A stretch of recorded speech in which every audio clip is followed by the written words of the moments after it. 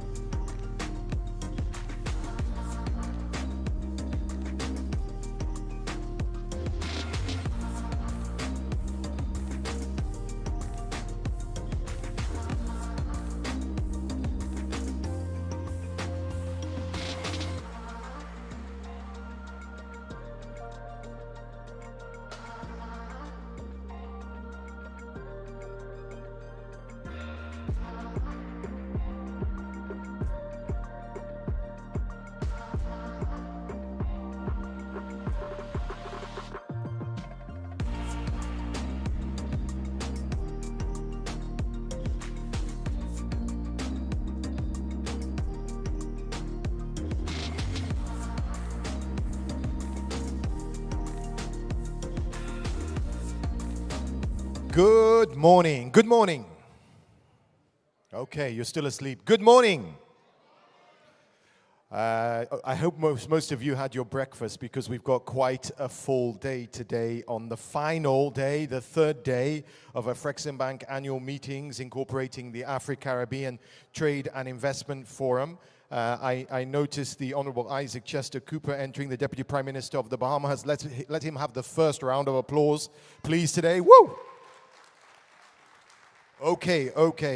So we had a great day yesterday for all of you that were here with us. It was a packed day with heads of states, with amazing cultural displays, and with very, very rich and insightful panels, discussions, and fireside chats. Let's just take a quick, super fast walk down memory lane now. We've put this highlights video together for you. Take a look.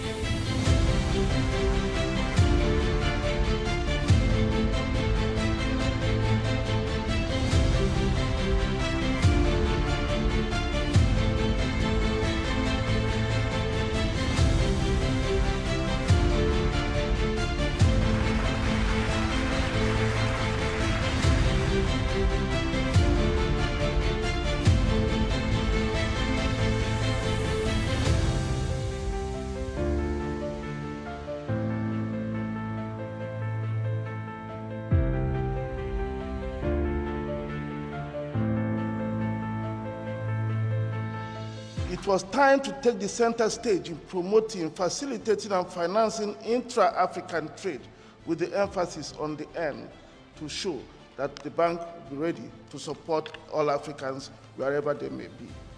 We're all here in the Bahamas to attend the 31st annual meetings of the bank, the first ever to be held in the Western Hemisphere.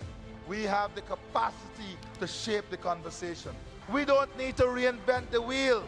We need to trust each other. We need to trust our system. We need to trust our brain power. Let us choose to bridge the waters, to unite our dreams and to craft a future. This is our moment. Let us seize it with both hands for the sake of our present and for the countless generations to come. We want to build up cities, nations, governments, industries of our own in Africa, so that we'll be able to have a chance to rise from the lowest to the highest position in the African Commonwealth.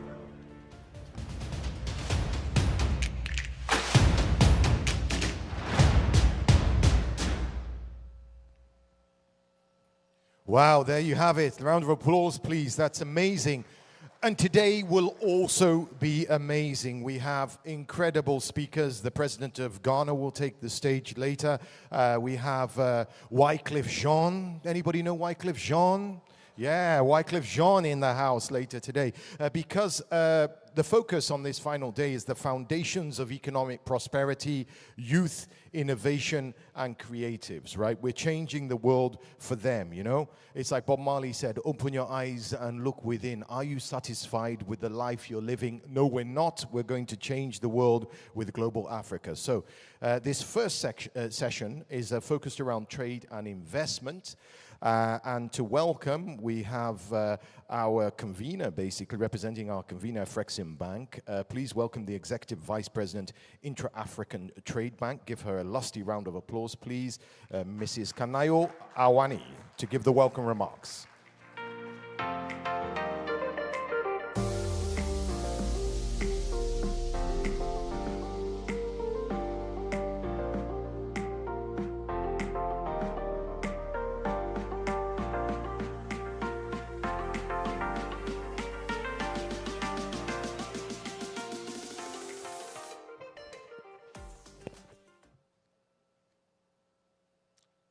Honorable Isaac Chester Cooper, Deputy Prime Minister of the Bahamas. Her Excellency Dr. Monique Nzanzabaganwa, Deputy Chairperson of the African Union Commission.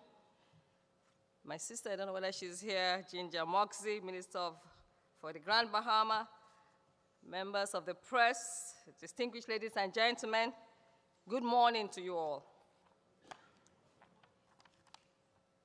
It is with great honor and humility that I welcome your excellencies and distinguished guests to the third day of the Afreximbank annual meetings and the Afri-Caribbean Trade and Investment Forum. During the first 2 days, we were treated to some thought-provoking policy discussions on building macroeconomic resilience in our economies in an era of deglobalization and polycrisis. We have also been challenged to build bridges that will enable the private sector, a crucial partner in our journey, to realize the emerging opportunities in our two regions. And yesterday, we all agree that global Africa has emerged and must be given the necessary impetus to become a competing force in the currently fractured global economy.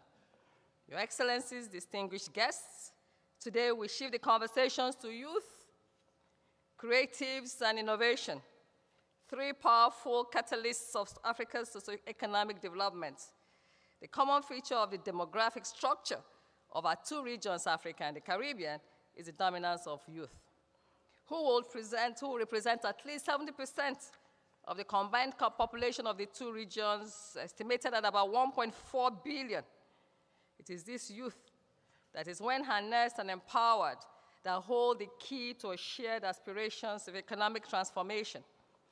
Their creativity and innovation can reshape our economies and drive us towards a prosperous future.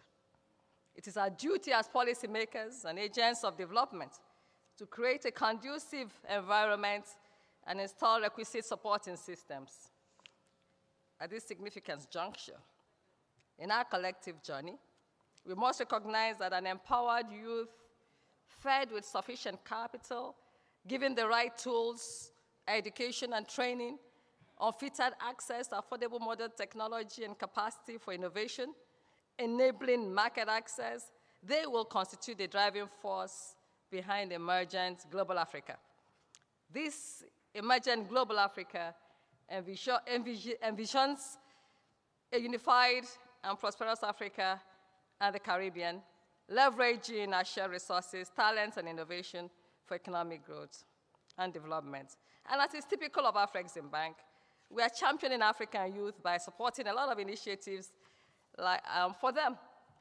Some of those are the Youth Alliance for Leadership and Development in Africa and the AU Youth Envoy. These initiatives, particularly emphasizing empowering young African women, are key to our vision.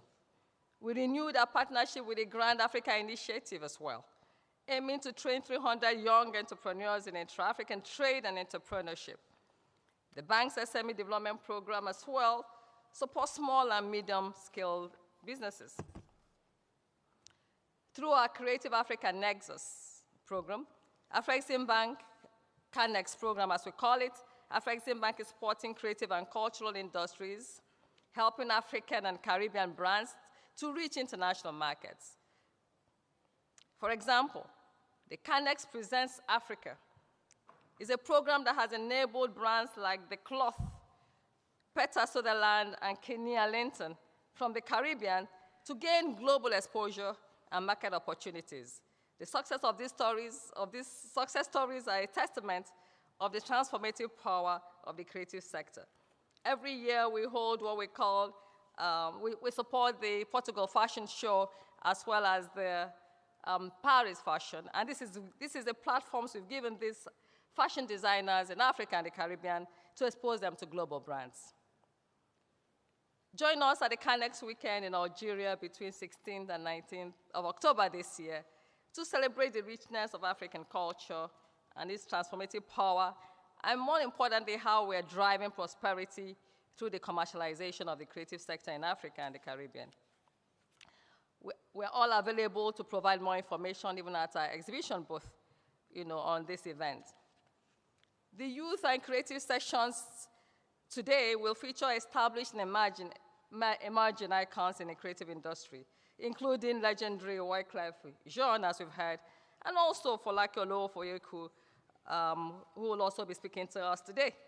I invite you all, including the youth, to visit our exhibition stands, to also discover the digital trade ecosystem, the Africa Trade Gateway, that the bank is promoting, and also the financing products that are available to you to grow your businesses. May I remind you also that the Creative Africa Nexus program is underpinned by a $1 billion facility or program in the form of credit, equity, and risk-sharing instruments.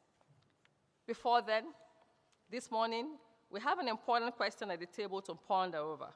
As we begin the journey of building a global Africa, one that does not leave anyone behind, one that is inclusive, the immediate question for us at this moment is in the face of the ensuing reglobalization and almost dysfunctional global financial architecture, what innovative ways can we deploy to leverage African and global capital in Africa and the Caribbean?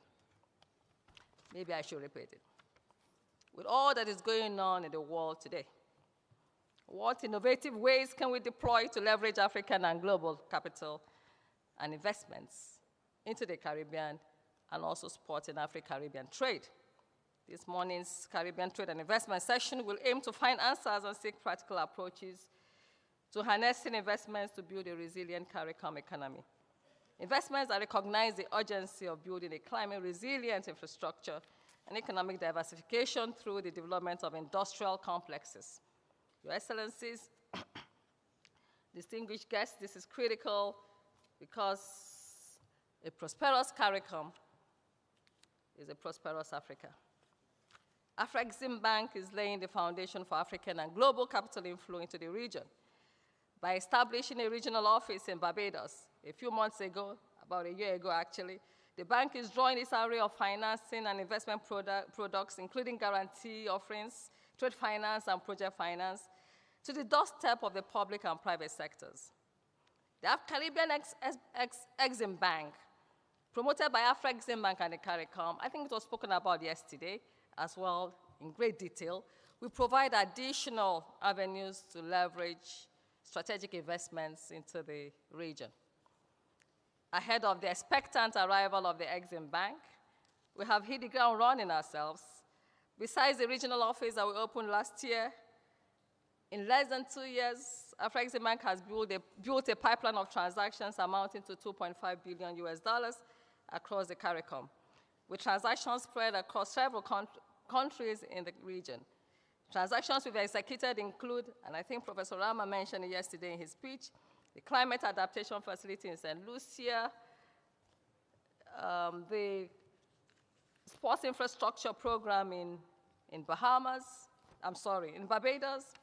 and as well as approved is a trade finance line to a bank in St. Kitts, as well as a project preparation facility in Bahamas, facility we signed with the Bahamas Development Bank, an infrastructure opportunity in the Guyana, and several other trade facilitation and investment linkages that we are making between Africa and the Caribbean.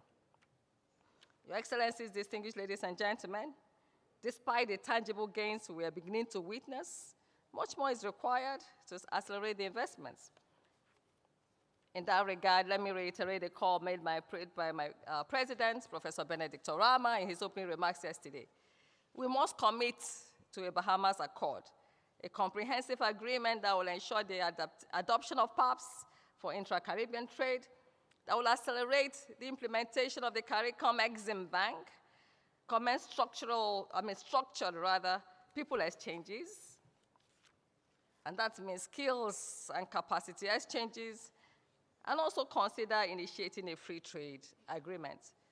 Ambassador Muchanga talked extensively yesterday about a free trade agreement as being the next step and as being attainable.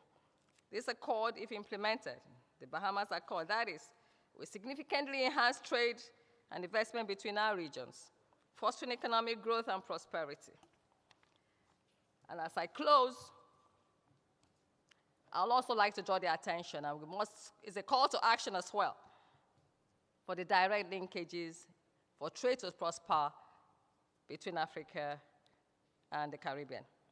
Those air-link discussions, must begin to see light, and I'm glad to see that the seeds are being sown today. So I look forward to productive discussions and policy proposals that will hopefully constitute the blueprint for our collective efforts to create a prosperous global African economy.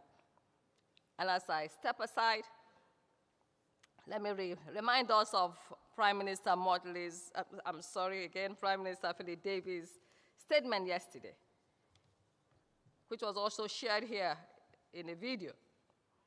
The moment is now, let's seize it. Let's seize it with bold hands for the sake of the present and for the sake of our future generation. God bless you all.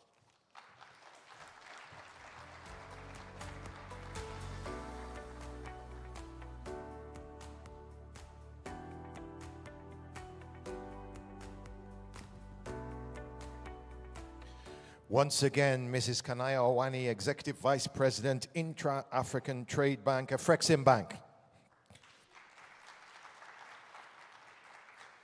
Yes, it's very important. I mean, she talked about youth, and what we're building here is an infrastructure, a structure, a partnership, a global Africa, not really for ourselves mostly, but for the future, and things really have to change, That great sage Bob Marley said, he also said, you never know how strong you are until being strong is your only choice. And I really think that we don't have a choice anymore. We have to change the status quo. Now, our next speaker, of course, is our host, represents our host. So I want you to give him a warm round of applause as he comes to give his opening remarks. He is the Deputy Prime Minister of the beautiful, beautiful Bahamas. Please welcome Honorable Isaac Chester Cooper.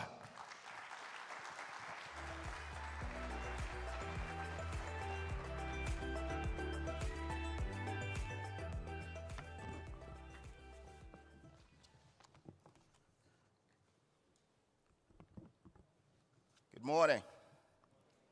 Excellencies, Executive Vice President Awani, heads of states, my parliamentary and cabinet colleagues, brothers and sisters from Africa and the Caribbean.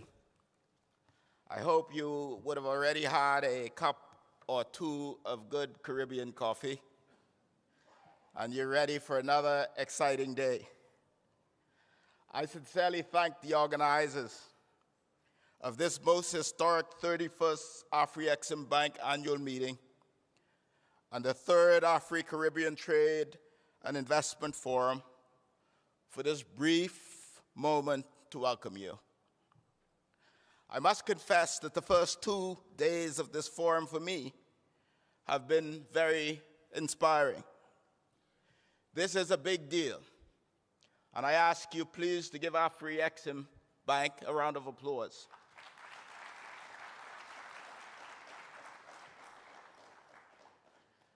As Minister of Tourism, let me say again, welcome to the Bahamas. And I hope that you are experiencing why we say it's better in the Bahamas. You know, my mother did not have a college education, but in her great wisdom, she taught me never to miss a moment. So whilst I have you as my captive audience, I will take the short time that I have to be very direct. You are family, our brothers and sisters, and we love you. But I think this is an incredible opportunity to do more business with you. So as a former businessman, I want to stick a pin right there for a moment. Our countries share similar experiences: colonialization, slavery, abandonment, and blood, among other horrors. And in the land that you now find yourselves, our ancestors, like those of many of our people, were stolen from our homelands, forced to work for generations for free, to build empires for others, and then left to build ourselves up from scratch after their empires became too expensive for them to afford. Ladies and gentlemen, to build ourselves up, our former colonial masters sold us debt that we could not afford. And for more than 50 years in the Bahamas, we have clawed and crawled our way back to where we are. And we no longer believe we have to play by the rules we did not create. I say that not to engender acrimony, but to say that if we withstood all that and then found the wherewithal to stand even taller, imagine what we could accomplish if we continue to combine our efforts.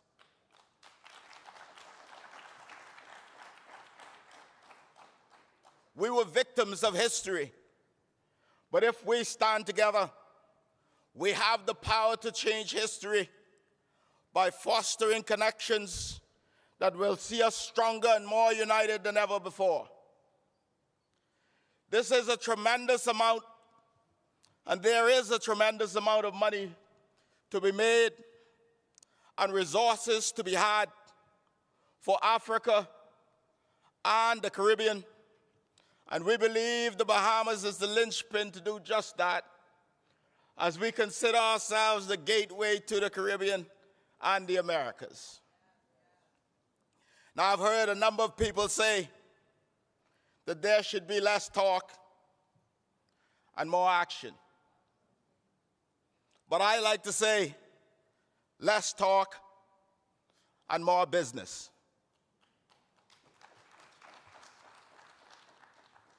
Here in the Bahamas, we have a booming business in romance tourism. People come here to renew their vows, to celebrate engagements, honeymoons, and weddings, and sometimes divorces too. But seriously, I think of this conference as the venue for the marriage of Africa and the Caribbean.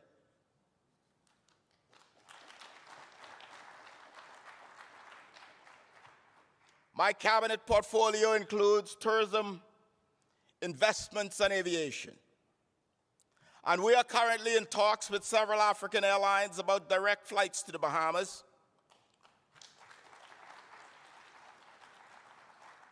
We can expand tourism and cargo and trade. Here in the Bahamas, more than $1 billion leave our country every year to buy food from outside of the Afro-Caribbean region. The only thing stopping us from keeping much of this money here, or much of it going east or south instead of north, is us. And whilst we think of direct flights from Africa, we need not look so far when the problem in the Caribbean itself is so very glaring. I recall returning to the Bahamas from visiting one of our Caribbean neighbors, flying over the beautiful archipelago of the Bahamas, enjoying the beauty and the views. I flew on American Airlines to Miami, only to wait 3 hours in Miami for my connection to take a 25-minute flight back to Nassau.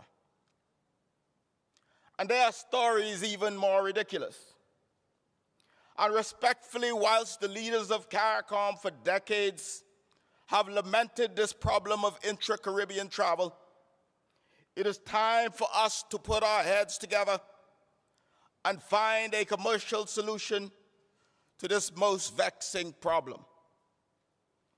And this is why, as Vice Chairman of the Caribbean Tourism Organization, I've initiated a dialogue between Bahamas Air, Cayman Airways, Caribbean Airlines, and Copa Airlines for interline agreements and route harmonization in the first instance to encourage multi-destination tourism that may be leveraged for cargo as well. That's right, ladies and gentlemen. Less talk, more business.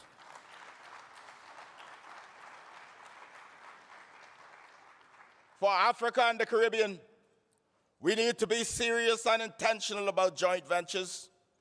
We need to be serious about trade agreements and truly make the African Continental Free Trade Agreement and the PAPS payment solutions work for this sixth region of Africa.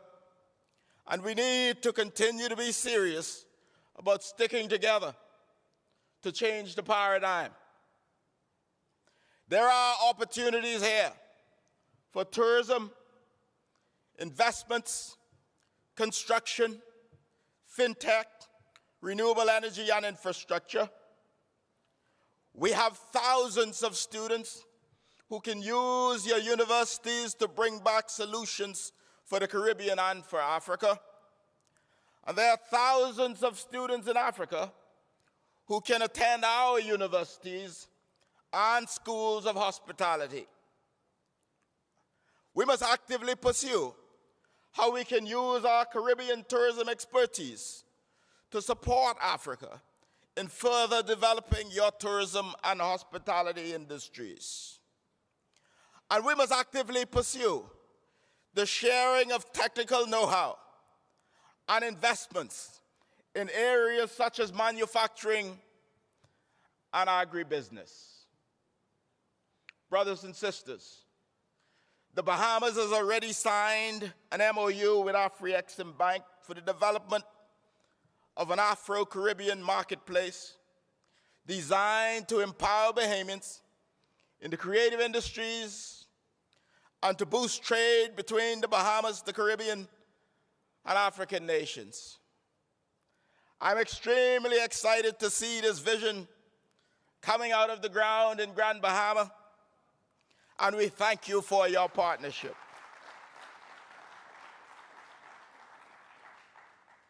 But we want more, Mr. President. We want you to help us with the resilience building to combat climate change. We want your billionaires to buy second homes and use our trust, our investment funds, and private banking platforms. We want you to invest in our bond markets and stock exchanges as we promote yours. We want to band together and leverage our relationships to combat the unfair practices imposed upon us by institutions created by those who exploited us in the first place.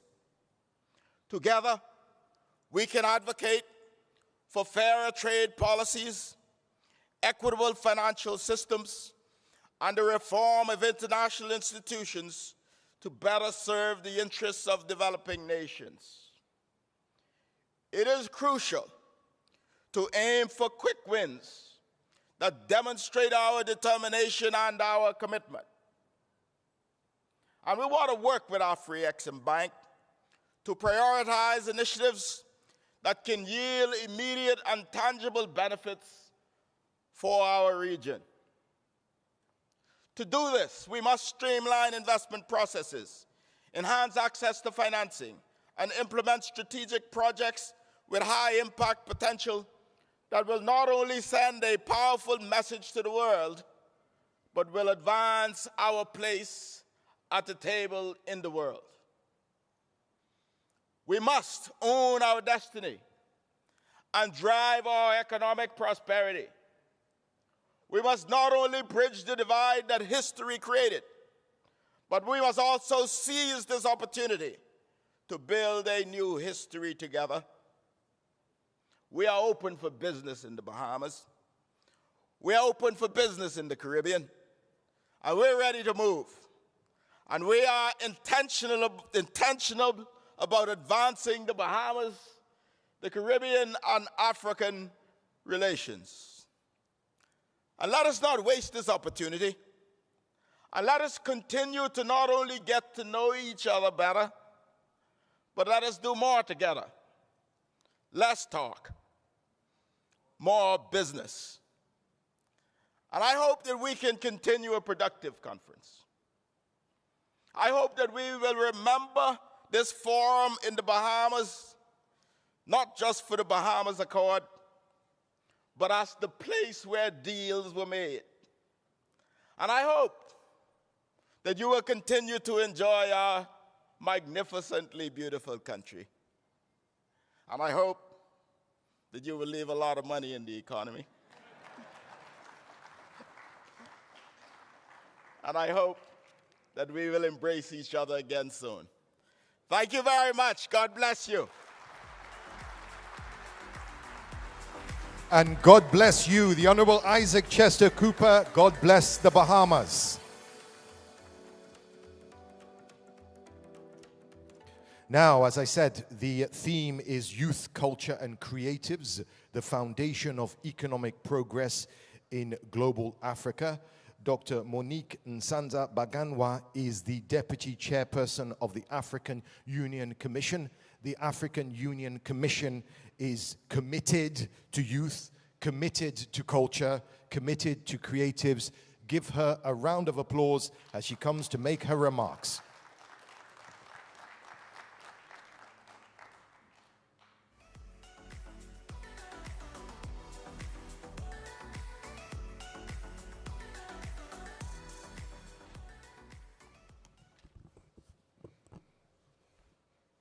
Deputy Prime Minister, it's not very easy to speak after your very eloquent presentation. Good morning, everyone. Excellencies, all protocol observed. It's again a great pleasure for me to speak on this occasion as we deliberate on owning our destiny, economic prosperity on the platform of global Africa. As we know, Africa, often celebrated as the youngest continent, embodies a remarkable surge of youthful vitality. The concept of global Africa offers enormous opportunity to the Caribbeans, a region that is undergoing some population aging, with less than 40% of its population being younger than 25 years, while in Africa, more than or about 60% are youth under that age of 25. The question is now, how can the global African youth be fully empowered to raise their utmost potential? Investing in education is paramount for us to leverage the youth dividend and shape a prosperous future for global Africa. Governments must prioritize investment in education, science, and technology tailored to our economies. For this reason, the African Union has chosen as its theme for the year 2024, the Year of Education, educating an African fit for the 21st century, building resilient education systems for increased access to inclusive, lifelong, quality, and relevant learning in Africa. Africa's educational programs must be reimagined to cultivate and nurture the culture of innovation, creativity, and entrepreneurship. Yet, access to education and information remains a challenge in many African countries. According to a recent UNESCO report, Sub-Saharan Africa has the highest rates of education exclusion, more than 20% for children between age 6 and 11, about a third for young people between the age of 12 and 14, and 60% in the age bracket between 15 and 17. While African youth exhibit exceptional resilience, creativity, and diligence in spearheading business startups, they encounter systemic barriers that still hinder their full potential. Existing economic policies, institutional frameworks, and the difficulties accessing financial services and products often lack the requisite support and incentives necessary for youth-led entrepreneurship and startups and innovation to flourish. However, there is hope on the horizon as relentless efforts are underway, as our leaders are making a pivotal pledge to prioritize education and skills development, recognizing that quality education and skills development are essential foundations for human capital development. And as a result, our heads of state committed themselves to prioritize the development of foundational skills and relevant skills for the future of work, entrepreneurship, and innovation, fostering a culture of lifelong learning. And these commitments will not only bridge educational gaps, but also serve as incubators for creative solutions for pressing societal challenges. Embracing the boundless potential of our youth, we embark on a journey of transformation where their energy, creativity, and vision propel us towards a brighter future for all. Your Excellencies, friends, you might be wondering why I went in circles when I'm supposed to be talking about youth, culture, and creatives, the foundation of economic progress in global Africa. Well, the reason is simple. Culture and creatives as an industry are a major source of hope for youth employment now and in the future, one that is not threatened by artificial intelligence, but instead capable of harnessing AI to stimulate knowledge, educate the consciousness, spur innovation, and develop new business models in other sectors of the economy as well. Culture and creatives appeal to the heart, mind, and soul to awaken the inner power in us that sets us right on the path to reclaim our purpose and reach our destiny. Culture and creatives heal, motivate, and inspire. Culture and creatives are tools to challenge the status quo, address taboos, and convey truths that are otherwise hard to say. A powerful tool for preventing conflicts and building sustained peace. Culture and creatives shape the resilience, identity, strategy, and values of cooperation for win-win outcomes. To prove my point, I will invite you to take the example of Viola Davis' work as a filmmaker, or the Mansa World musical drama we saw yesterday. Visualize that piece of art that is stuck in your mind, be it a craft or designer product. Recall the 3 cows and a lion tail that Prime Minister Philip Davis yesterday reminded us of. Bring to mind the images of our black footballers, or basketballers for that matter, when they are in action, the joy and vibe they bring to the stadiums and the arenas. You will have realized that culture and creatives are incredible sources of hope for global Africa. That is why culture and creatives are so important for the youthful global Africa to push forward, upward, onward, together, if I can borrow the Bahamas motto, to deliver a point home. That's why culture and creatives are so important, because of their universal and versatile nature. Culture and creatives turn out to be profitable enterprises, provided the right mindset, the right skills, and the right regulatory environment are applied. And these include property rights and copyrights, protection, access to finance, contract negotiation skills, business management skills, to name but a few.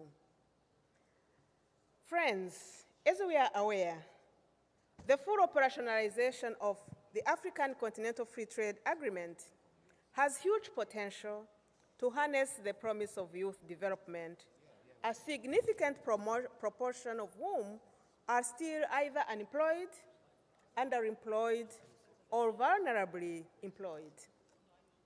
The FCFTA protocols, including one on women and youth in trade, one on intellectual property, one on digital trade, and others, make it mandatory for African member states to enforce the realization of this potential.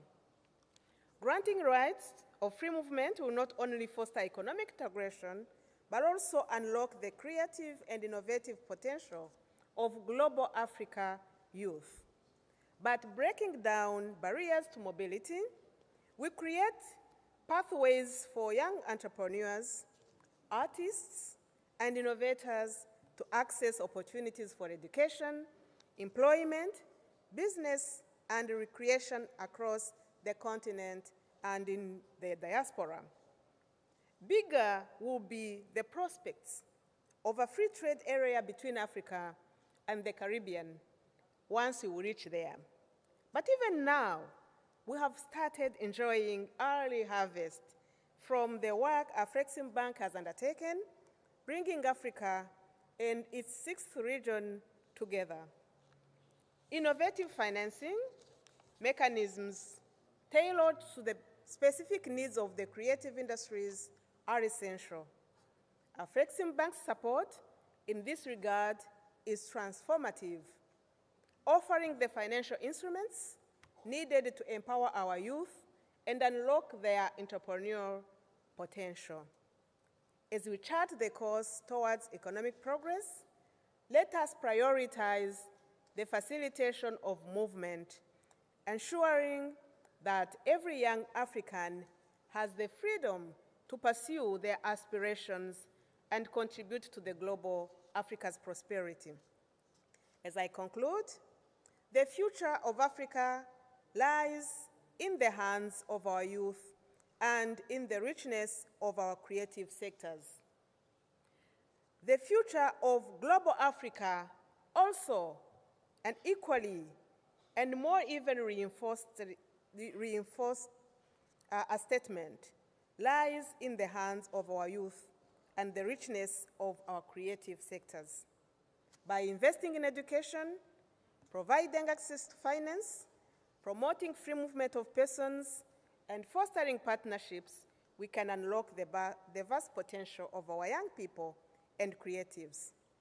This will not only drive economic progress, but also promote cultural renaissance and global influence. As we gather here in Nassau, let us reaffirm our commitment to owning our destiny. Let us celebrate our shared heritage and envision a future where African youth and creatives are at the forefront of global economic prosperity. Together we can build a global Africa that is resilient, innovative, and prosperous.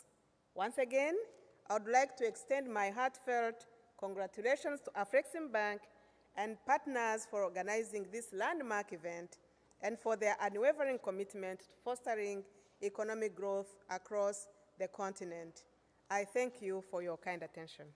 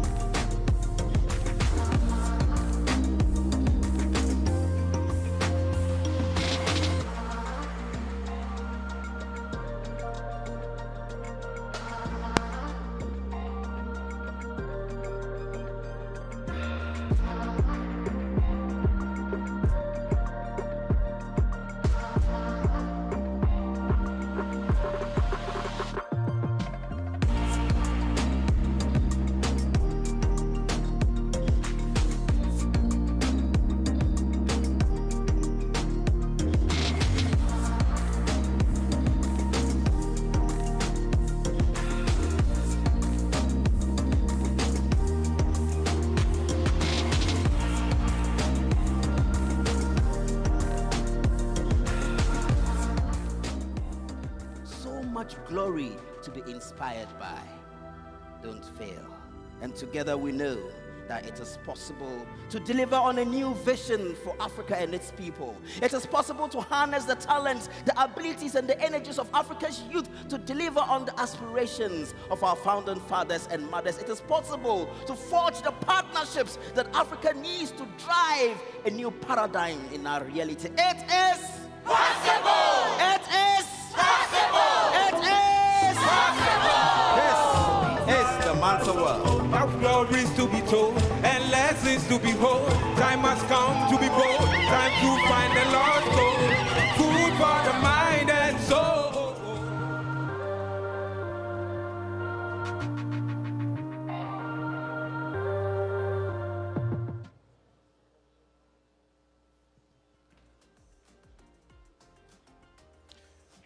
Okay, ladies and gentlemen, the chairs are here, and you know why. Let's get down to business for the first panel session. The first panel session is called Converting Afri-Caribbean Opportunities into Business, Private Sector Perspectives, and we have the perspectives, Afri-Caribbean perspectives from across Africa and across the Caribbean, a real eclectic mix of leaders, business leaders. There's everyone from logistics to energy, even to the hemp association. In fact, I was speaking to the speaker who's going to come from the National Hemp Association. He said, just describe me as the hemperer. So without much ado, I'm going to introduce your moderator. Your moderator is someone, if you live here in the Bahamas, you will know well. She's the Deputy News Director, a familiar face on Bahamas TV from the Broadcasting Corporation of Bahamas. Please welcome Miss Altovis Munnings.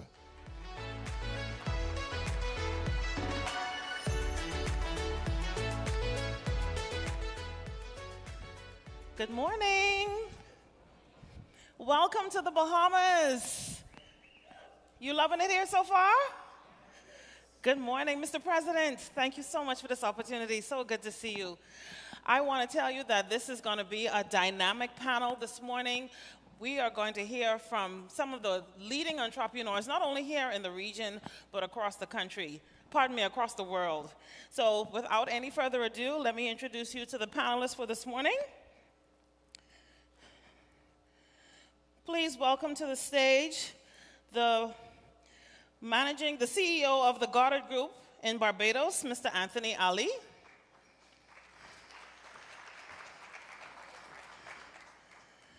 The CEO of the Caribbean Private Sector Organization, Dr. Patrick Antoine. The Chief Executive Officer of Arise Holdings, Gagan Gupta. The Group Chief Executive Officer of Oando PLC, Jubril Tinubu.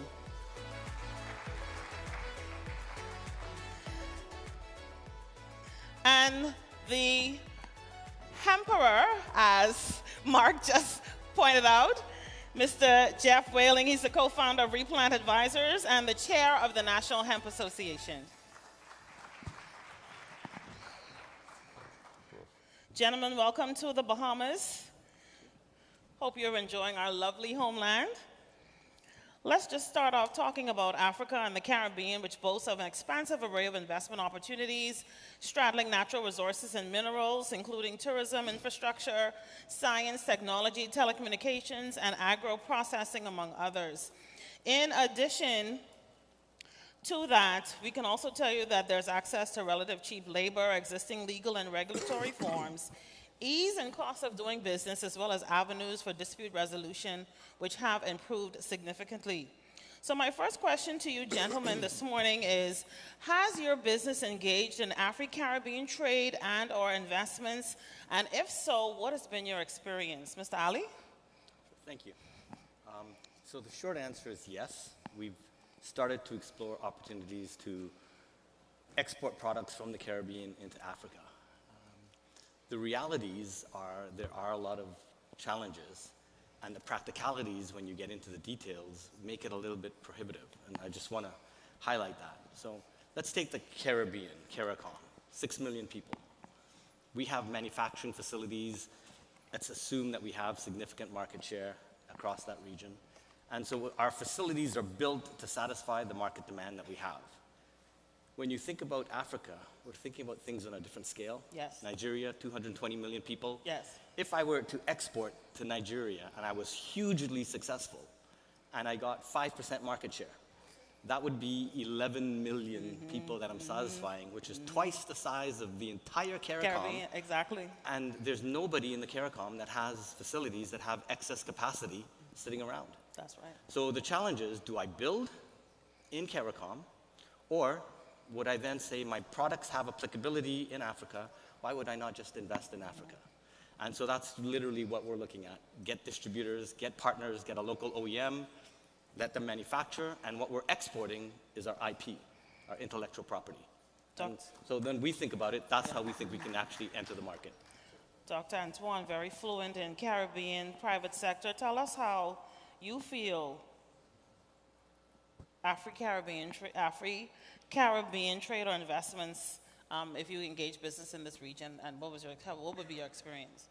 Well, thank you very much for having me. A couple of things. So the CARICOM Private Sector Organization is really an organization that was positioned in the early period of the relations between the continent and the Caribbean to do the work to identify the potential opportunities for trade and investment. And we've done that. So we've developed a list of potential opportunities, and those opportunities include minerals and a couple of processed products, many opportunities for investments in various sectors. I want to stop there because that's our remit. The issue is, why haven't we seen it? Right. Why is Africa-Caribbean trade still at approximately 1.25% of the trade that we undertake? That's really that's really the giant in the room, if you wish. Well, let me stick a pin there then. What do you feel needs to be done to give us one solution you feel that needs to be done to rectify that situation? I'm going to give you two. The first thing is that we need to fix the payment problems. You know, I went to Nigeria, I've gone to Ghana and many of the other countries. There's a tremendous interest, but the issue for them continues to be payments, and vice versa. And the second one, and I hope our colleagues are listening who are in the public service, we must do no further harm. We have allowed ourselves in Africa and the Caribbean to bind to an ideology of trade and development that does not fit with the existing context. You want to talk about developing EVs and industrial products, but at the same time you want to liberalize those sectors on the premise that you don't have the production potential. When you want to develop it, how are you going to safeguard it? So what we now need to do is we need to align our private sector interests and investments with public policy. If I were governments, I would stop the clock. I would do a think of what I must do to align public policy and trade policy, including what we're talking about with our Africa-Caribbean Free Trade Agreement. What am I going to do to preserve the space so that there's value there? And of course, the first one I mentioned was payments. How am I going to pay for the trade which takes place when my colleagues in Nigeria are saying to me, look, they have problems accessing US, and in Trinidad and Tobago, and in Barbados, and in other countries. So we need to fix that. And we can. I've given you two. Yes. If we do that, it's going to enable trade so that we're more than just 1.25%, while our trade with the US and Europe and other places continue to grow. Okay, thanks. Mr. Gupta, your company has a new project with Afreximbank in Malawi. If you want to talk a little bit about that while you answer this question about has your business engaged in Afri-Caribbean trade or investments, and what's been your experience? So I think I'll start with two things. First, I think a lot of us talk about trade between the two parts. I think what has happened is both the parts have actually not worked to produce finished goods to trade. So Africa for last 100 years have been exporting raw products. And you can't expect now Africa to export cotton to this part of the world. You can't expect Africa to export all the raw battery minerals to do EV. I think Africa is now industrializing, and as it industrializes, you will see a lot of these products coming. So I think first thing is, as Africa fixes its manufacturing, and we are taking a significant part in doing that. And yesterday you saw that we launched the Africa Trading Distribution Company. That's a step in the direction that first, a lot of goods are being produced which can be sold. Secondly, as he talked about the payment issues, the working capital issues, that a little bit go towards adding, helping that. So I think clearly one thing, both parts need to really focus on manufacturing, so you have goods you can trade. You can't be trading raw material among yourselves. I think second part, as far as the investment is concerned, so we are very aggressively looking into 3 opportunities. And I must thank my counterparts here. They have actually given us a lot of feasibility studies, a lot of information done. So we're looking at opportunities in Jamaica to develop an industrial zone. We're looking to do something in Guyana. We're looking to do something in Barbados. So I think significant investment opportunities that we are currently studying. And probably in the next 3 to 6 months, we'll be able to make our decision in terms of feasibility study. But I clearly see as Africa moves towards more industrialization, the trade will improve. And some of the issues about payments, about trading opportunities, I think they'll significantly change in coming months. Thank you. Mr. Tinubu, Owando is a very big company in Africa. Tell us about how AfriCaribbean investment would help him. Tell us how AfriCaribbean and trade and investment would help your company. Well, for us, we're always seeking expansion opportunities. Owando is in the energy space, and the Caribbean, CARICOM right now is actually proving to be a new arena for energy resources. So with the discoveries in Guyana, in Suriname, potential opportunities to revitalize the energy space as well too in Trinidad, we see opportunities which we're currently pursuing.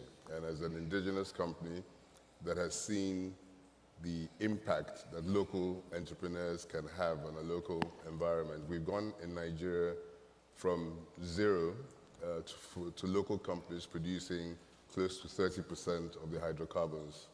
And with the support of institutions like the African Export-Import Bank, which has been pivotal in supporting indigenous companies, we're moving to 50%. By the end of this year, with the new acquisitions that are about to occur, we're seeing indigenous companies move to 50%.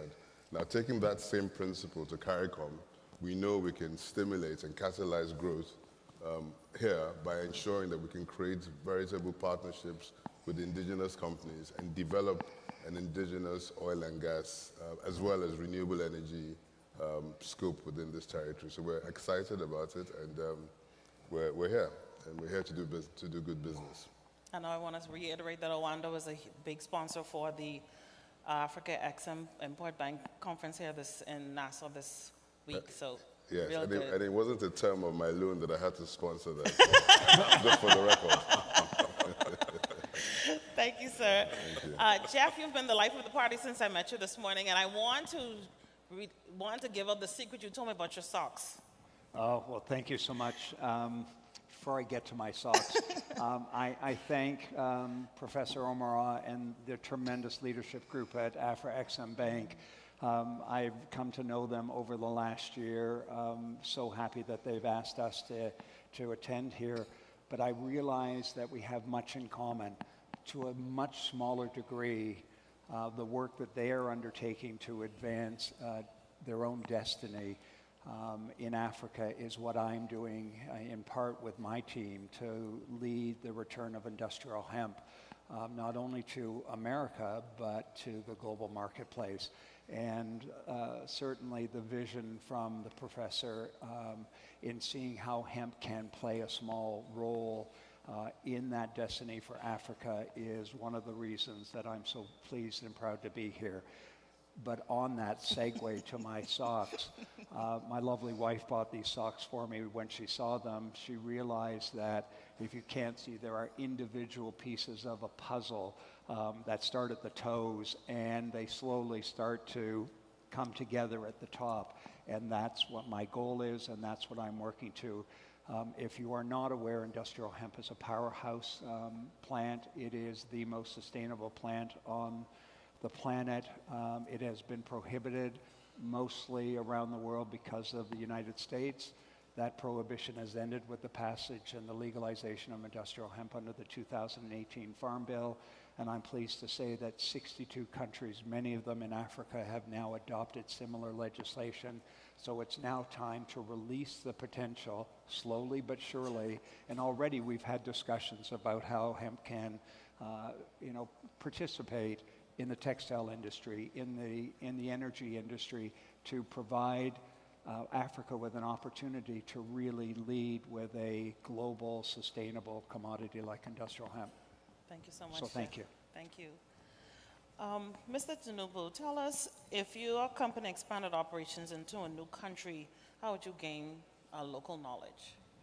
Well, I think education. I'm sorry. Sorry, Yeah. Mr. With Sorry, local Jeff. knowledge, I think the first step is to engage. And this, we've got to thank Afrexim for bringing out all the business people from Africa out here. Because it's good to do studies and feasibilities and all the technical studies which we would typically do. But if you don't really know the environment you plan to invest in, then you're not going to do well. Then local partnerships are critical. Even if the partners don't have the technical expertise, you have to help them develop it. We also have experience in different countries where we have to do public-private sector partnerships because the energy space is something which you need to plug into a grid. If you're providing electricity, you plug into a grid. If you're providing gas, it's a common carrier. You have to be able to distribute gas and other energy sources across a nation.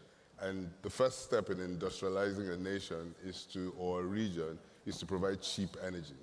So it's critical for us to engage the local population, understand, look for obvious links, security, rule of law, ease of doing business. And once we have ticks, which CARICOM is already in a very, very good place. I think it's probably the best kept secret in terms of, in the Northern Hemisphere, of an area that is actually potentially underutilized but has all the resources ready for an industrial explosion to be able to serve a market, the North African market, which is probably, 40% of the GDP, of global GDP.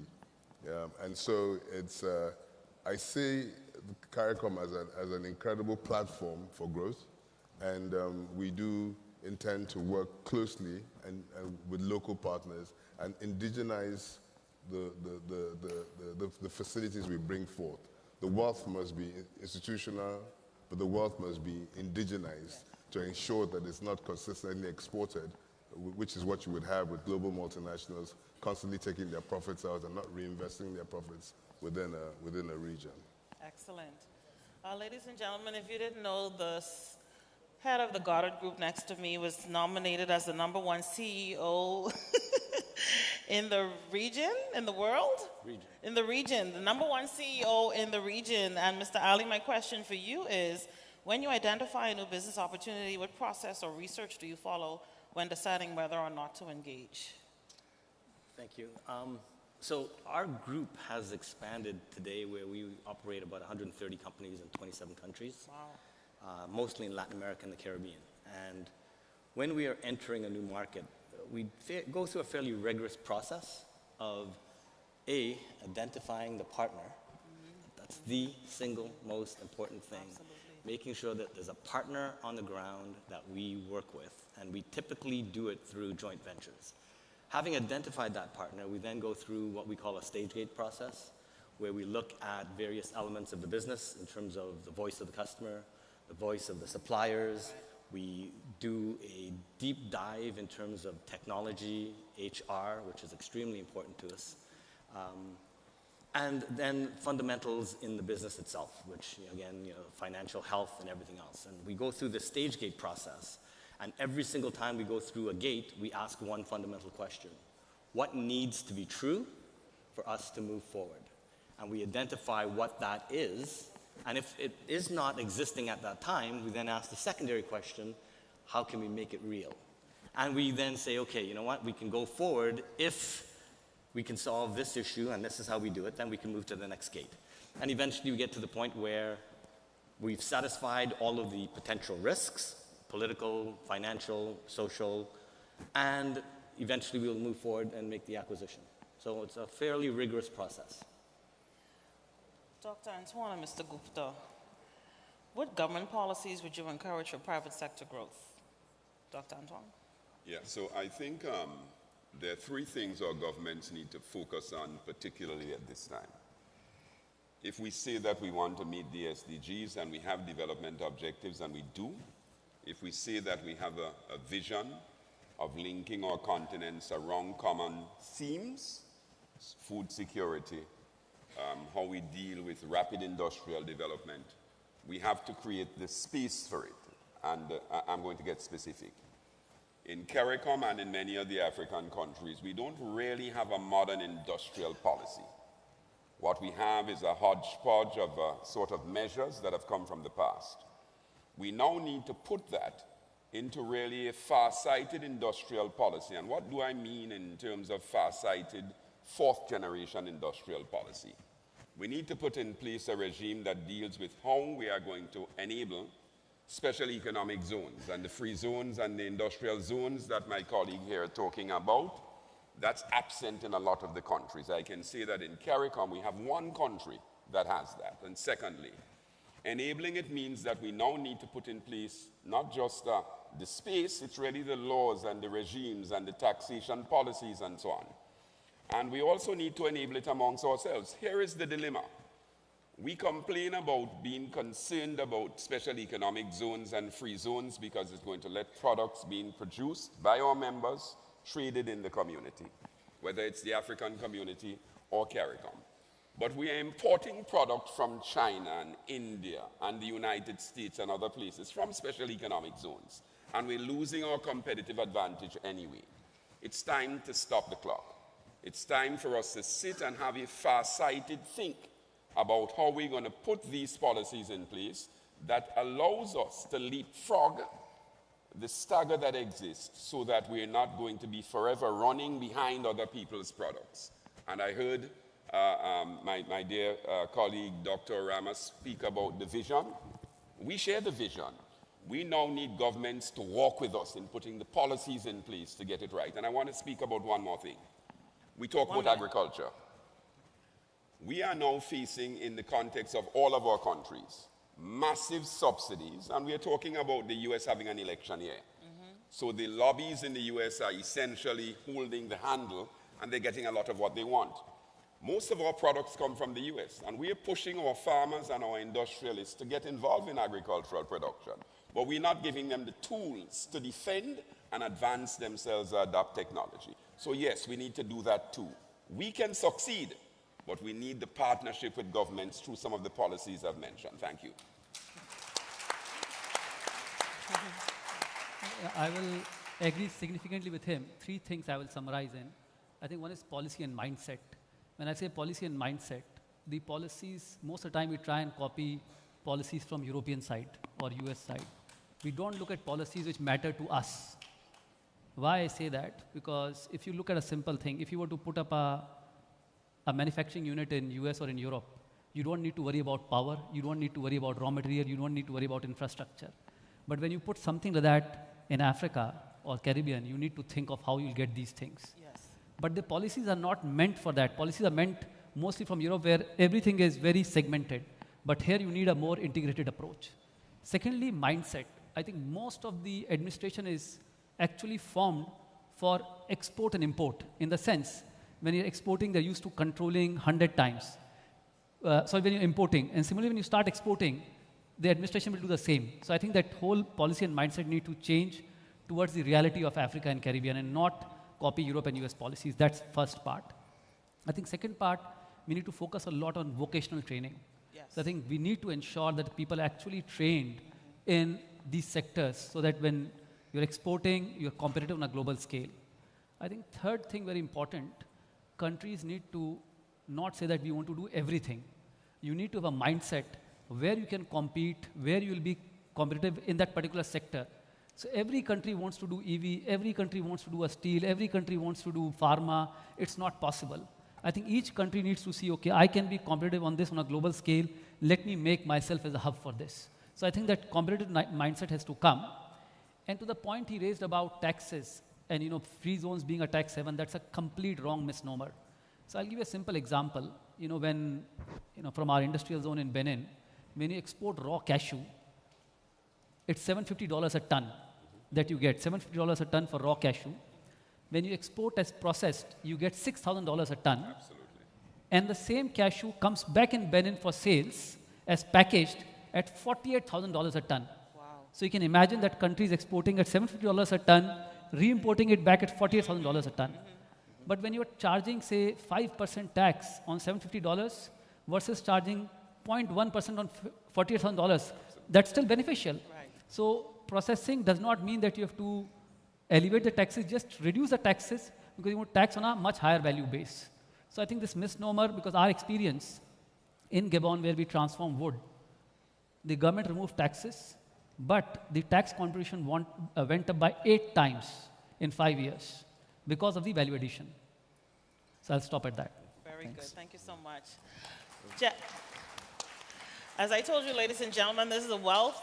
These gentlemen have a wealth of business knowledge among them this morning, and I want to get some more information from Jeff as the chair of the National Hemp Association. I was intrigued, Jeff, on the explanation that you gave me about the difference between hemp and marijuana. Can you talk about how hemp can assist in boosting the agricultural sector for Afri-Caribbean trade? Yeah, and I don't want to jump on the bandwagon of beating up the United States since it's where I now live, but as a Canadian, I am, I guess, free to say that it is only because of the U.S. war on drugs that the world was really asked to prohibit this incredible plant from being grown and used in everyday manufacturing and commerce.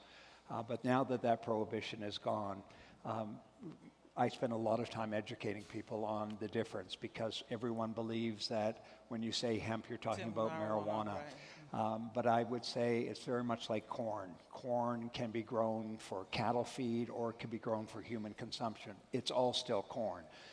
Hemp is part of the cannabis family, but so too is something that is common in everything, in beverages that we drink every day, hops. Hops is part of the cannabiceous family of botanicals.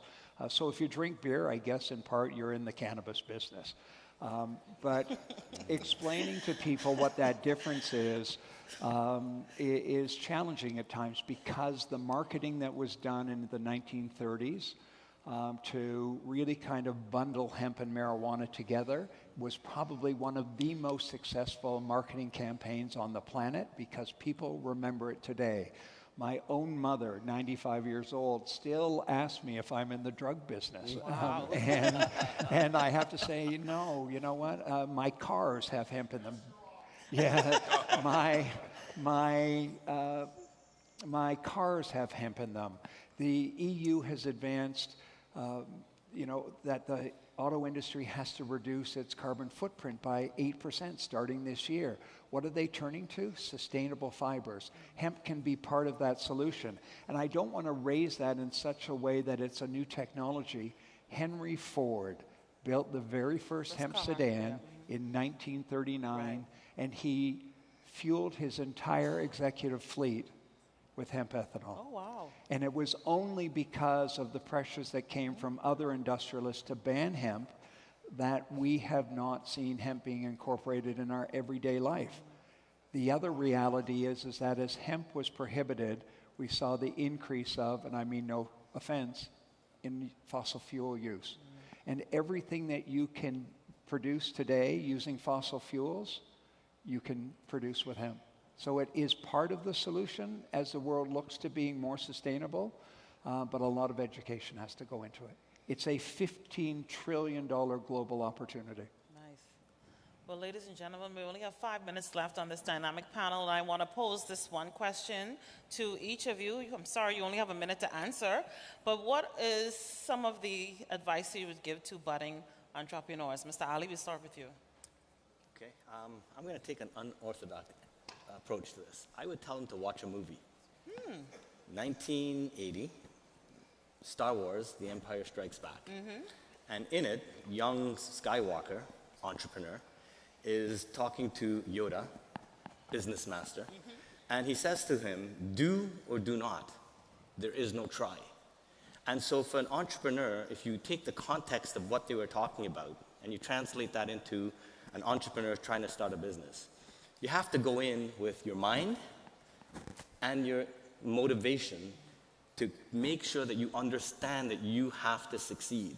You can't go in and say, well, I'm going to try this, and if I fail, I'll blame all the other reasons why I'm not successful. So do or do not. Don't go in thinking that if it doesn't work, well, I'll try something else or I'll quit. You have to go in with the motivation that you're going to succeed no matter what barriers are in front of you. Watch the movie and you'll understand the context of it, but do it or don't. But don't waste your time trying to figure it out. Get the commitment to make sure that you're going to deliver on it. Take the action, and let's talk about what you're going to do and actually deliver on it. Great advice. Dr. Anton? Yeah, well, Anthony stole my thought, but I am going to say to you that there's a critical dimension that we as economists point to. It's not trivial. He or she who has the most information wins the game. You have to understand your markets. So I agree with the passion to succeed, but you have to understand your markets. You have to understand not just the local market and what's happening now. You have to understand the competition and where the market's going to go. You have to understand both what we call the price and the non-price factors that drive market demand. Oftentimes, the non-price factors are even more important than the price factors. And let's be clear, there is going to be competition. Your competitors are going to be worthy opponents. If you are better prepared than them to face what's coming, if you understand what they're doing, and you understand your context now and going forward, you will win the game. Okay, but you have to live in information. Thank you. Mr. Gupta. I think just three things. First, when you are in that journey, you have to realize that you're not working. Every day is a fun day. So when you find what you are having fun with, that means you're really doing what you want to do. Yeah, I think second thing important, that don't chase money. You have to really know what you want. Yes. Are you trying to solve some problem, or you're just chasing money? If you're chasing money, that's not what you'll be successful at. Right. And bigger the problem, I think the bigger the opportunity set is.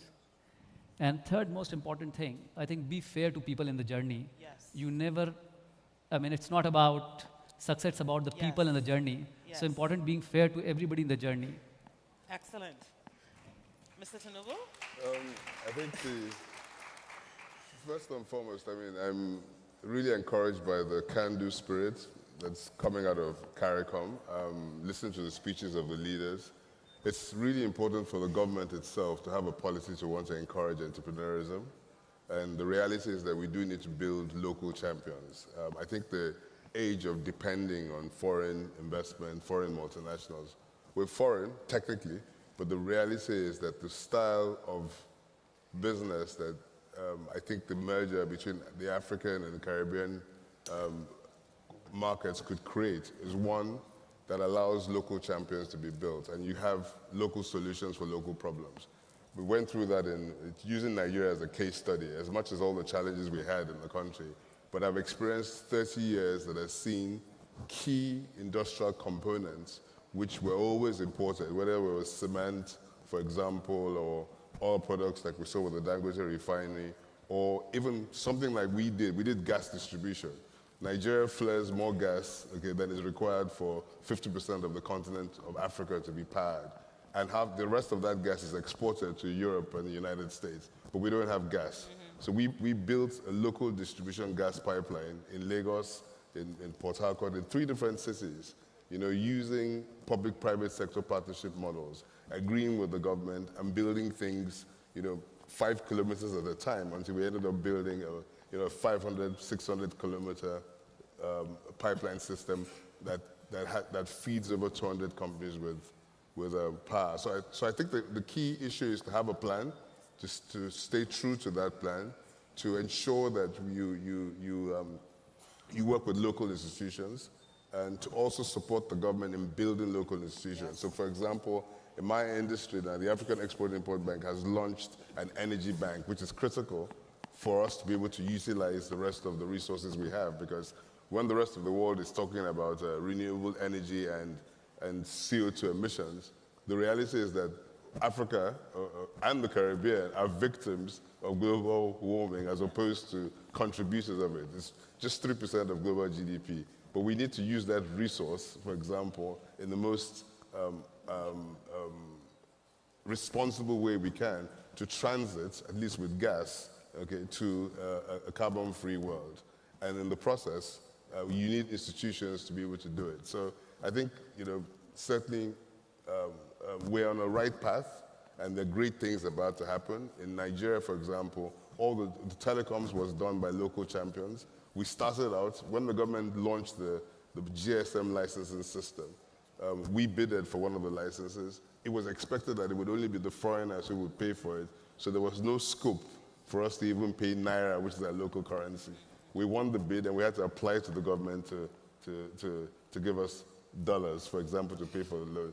The expectation is always that the locals can't deliver, but the reality is that we're now moving into a world where, if you look at the fintech world, for example, very advanced in Africa, utilization of resources. Gagan is building industrial parks over. We're planning to put power, okay, in some of its aspects.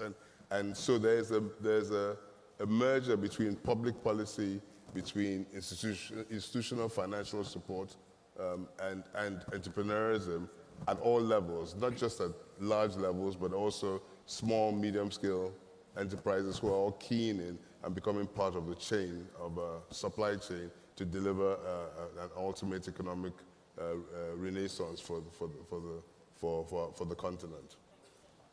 Jeff, I'm sorry we're done, but if you have one word that you want to give to entrepreneurs, advice in one word. Maybe a couple One.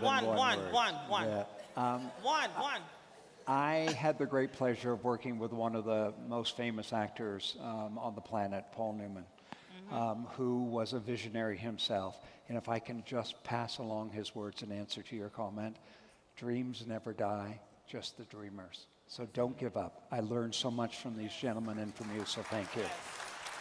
Thank you so much, ladies and gentlemen. That's the end of this dynamic panel titled Converting Afro-Caribbean Opportunities into Reality, the Role of the Private Sector. Enjoy the Bahamas and enjoy the conference, everyone. Thank you.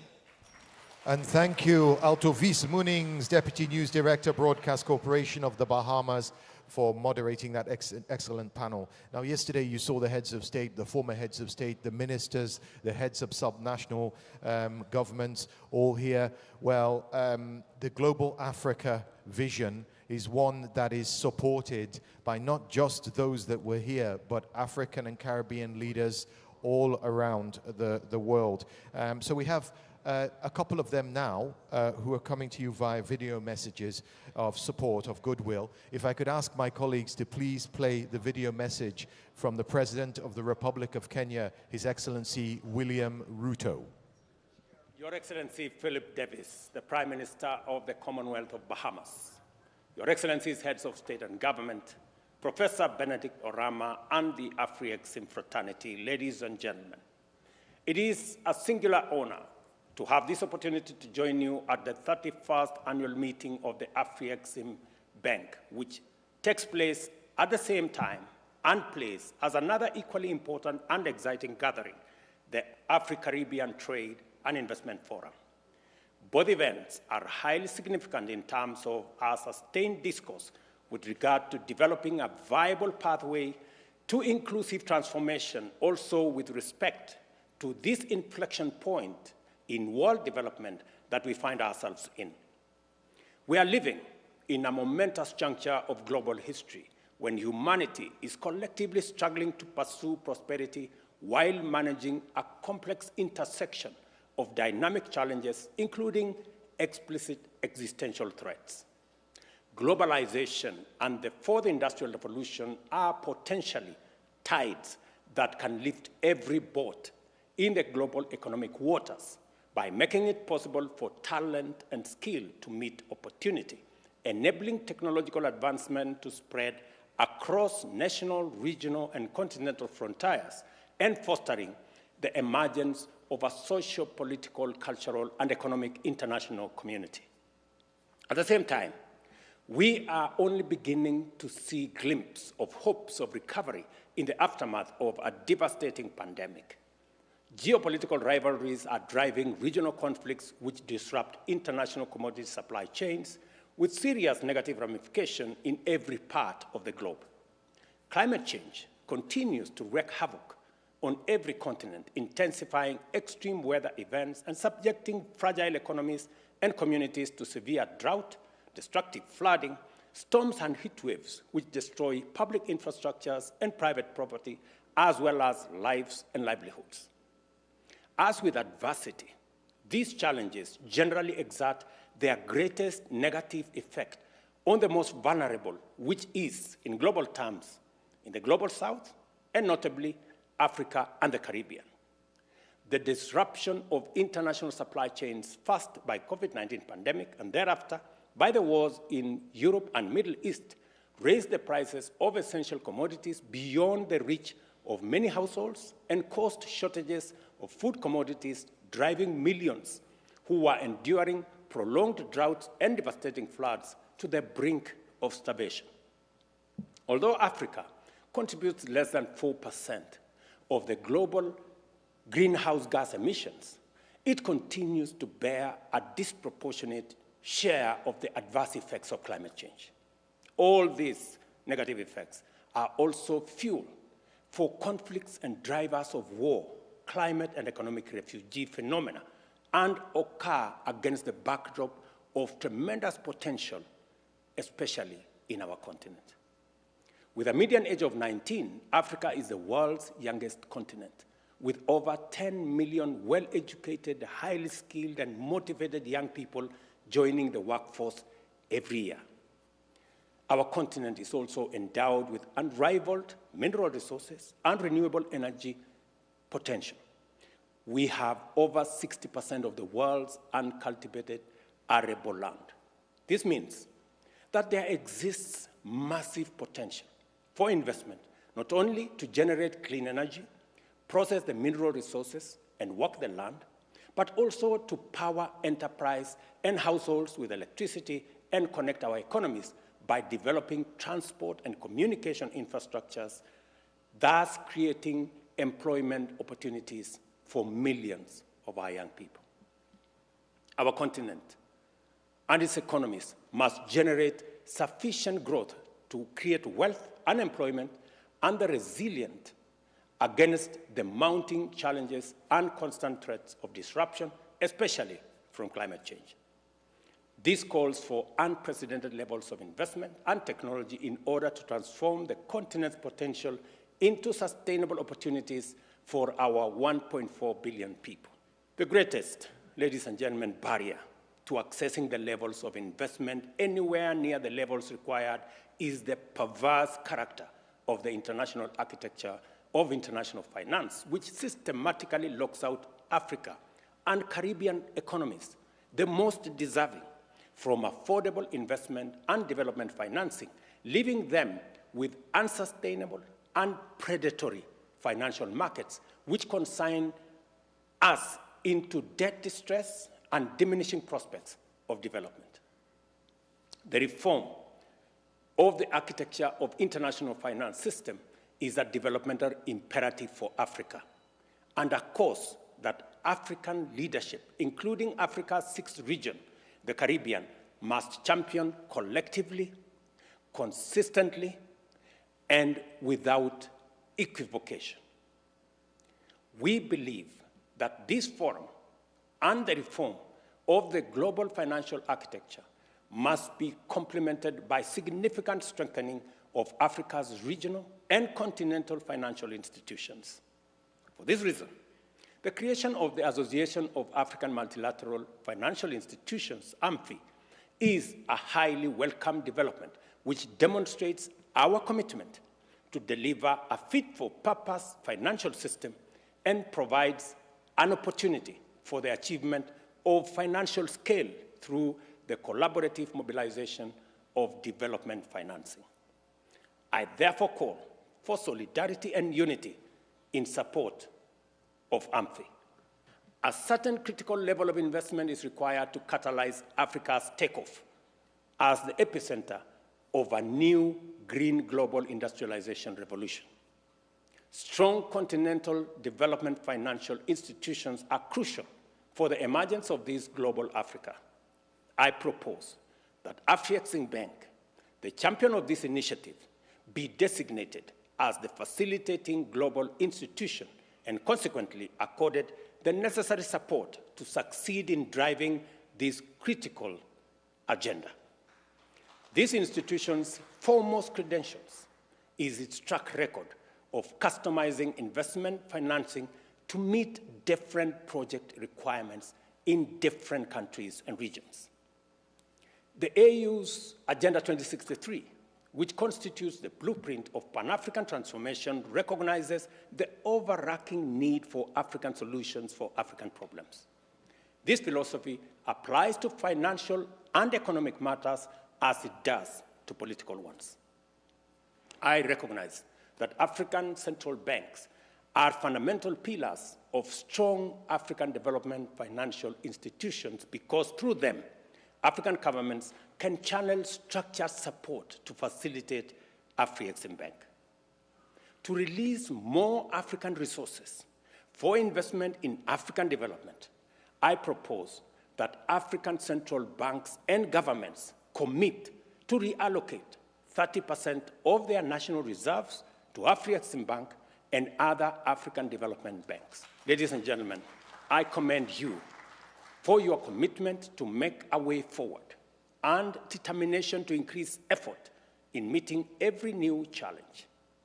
With this spirit, our engagements in this forum will shine a bright light into the uncertainty before us, and our collaboration will guide us along a sure path towards prosperity. I am proud to be part of this event. I wish you all fruitful deliberations and most favorable outcomes. I thank you. His Excellency William Ruto, President, Republic of Kenya, we are united. Speaking of united, please listen to the Goodwill message from the Deputy Secretary General of the United Nations, Her Excellency Amina Mohammed. Excellencies, Heads of State and Government, ladies and gentlemen, it's a real pleasure to address the 31st annual meetings of the African Export-Import Bank. Thank you to the Prime Minister of the Commonwealth of the Bahamas, His Excellency Philip Davis, for hosting this meeting. And I also thank and extend my gratitude to Dr. Benedict Okeorama, the President of Afreximbank, for his leadership and dedication to advancing Africa's economic development. Excellencies, we gather here at a pivotal moment for Africa and the world. Over the past 4 years, the compounding effects of the COVID-19 pandemic, conflicts, climate change, and financial distress have derailed progress on Agenda 2063, the SDGs, and aggravated global disparities. Increasing fragmentation in trade and investment flows along geopolitical lines has resulted in a decline of interbloc trade and FDI by 12% and 20% respectively. Meanwhile, Africa faces disproportionate non-tariff measures in the global market, having to contend with stringent measures like the Carbon Border Adjustment Mechanism. These conditions provide a daunting context for Africa's trade and development. The global system in its current state is not delivering for the needs of the global south, and in particular Africa. In the face of these challenges, Afrexim has emerged as a catalyst for transformation. During the COVID-19 pandemic, Afreximbank played a critical role in the financing of vaccines and the logistics of vaccinating at scale throughout the continent, saving many lives. Through investments and partnerships across Africa and the Caribbean, the bank has provided critical financing and support for financial services, creative industries, and healthcare, fostering sustainable growth and prosperity while bolstering economic resilience. Excellencies, as reflected in the theme of your meeting, an African regional approach is critical to meet the scale and complexity of today's challenges. That approach begins with the economic integration as envisaged by the African Continental Free Trade Area. Underpinned by its abundant natural resources, fast-growing population, including its abundant youth and high female labor participation, and expanding regional markets, Africa is a magnet for consumer markets and products, making it an attractive destination for supply chains. For integration to succeed, investment in essential enablers like regional public goods, such as cross-border services, as well as new technologies, energy, infrastructure, and food systems is needed.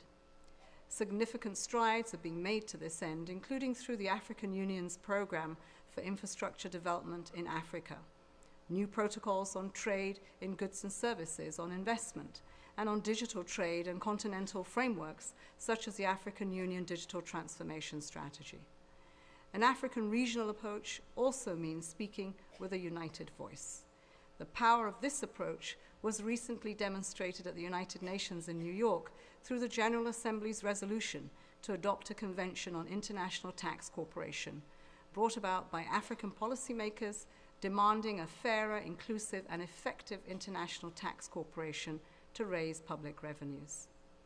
The African Union's permanent seat in the G21 provides an opportunity to articulate Africa's views on key issues impacting the continent.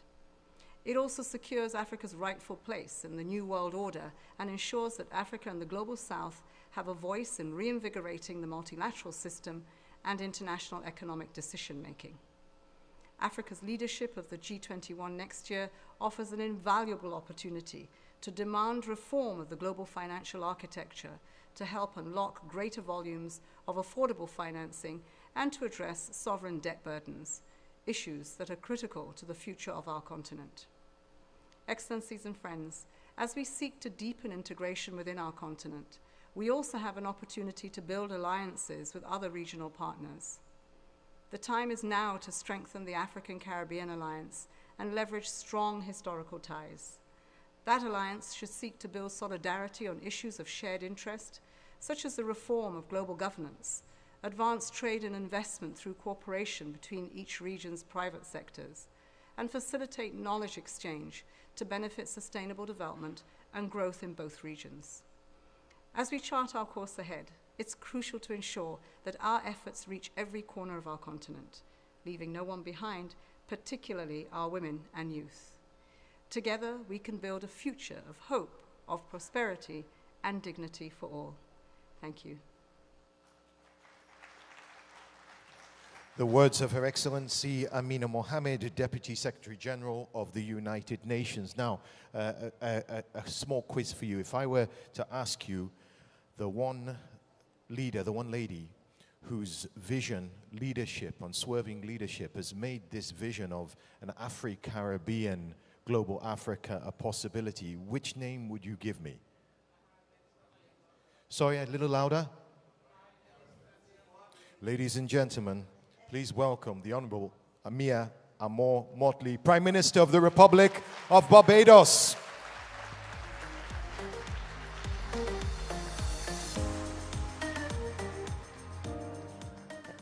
Thank you very much, Mr. Chairman, Excellencies, distinguished guests all. Let me first thank my dear brother, Philip Davis, for the very generous and usual hospitable welcome that he's given us.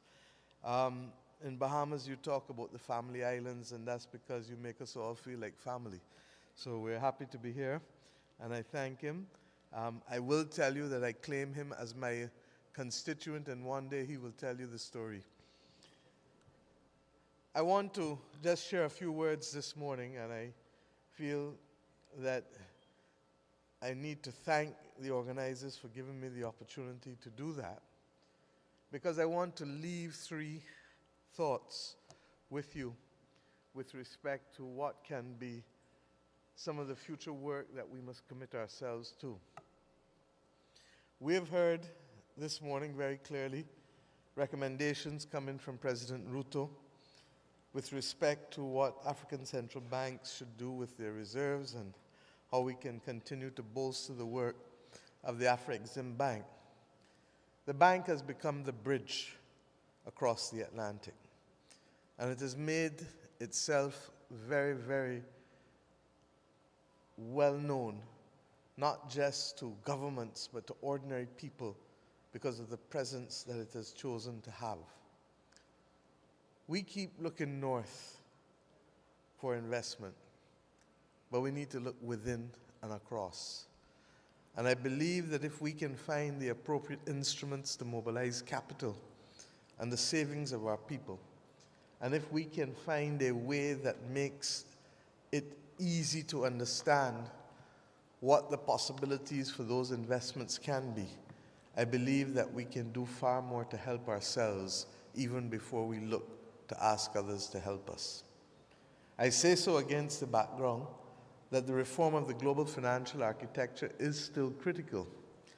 But we do believe that when you have excess liquidity in our banking systems, as many of us have, And when we are exposed to the extreme conditions that the climate crisis presents, then we need to ensure that we do not put all of our eggs in one basket. I have been remarking for some time that rather than simply the measurement of GDP, we need also to be measuring gross national income and how we deploy our capital, not just within our boundaries, but regionally and globally.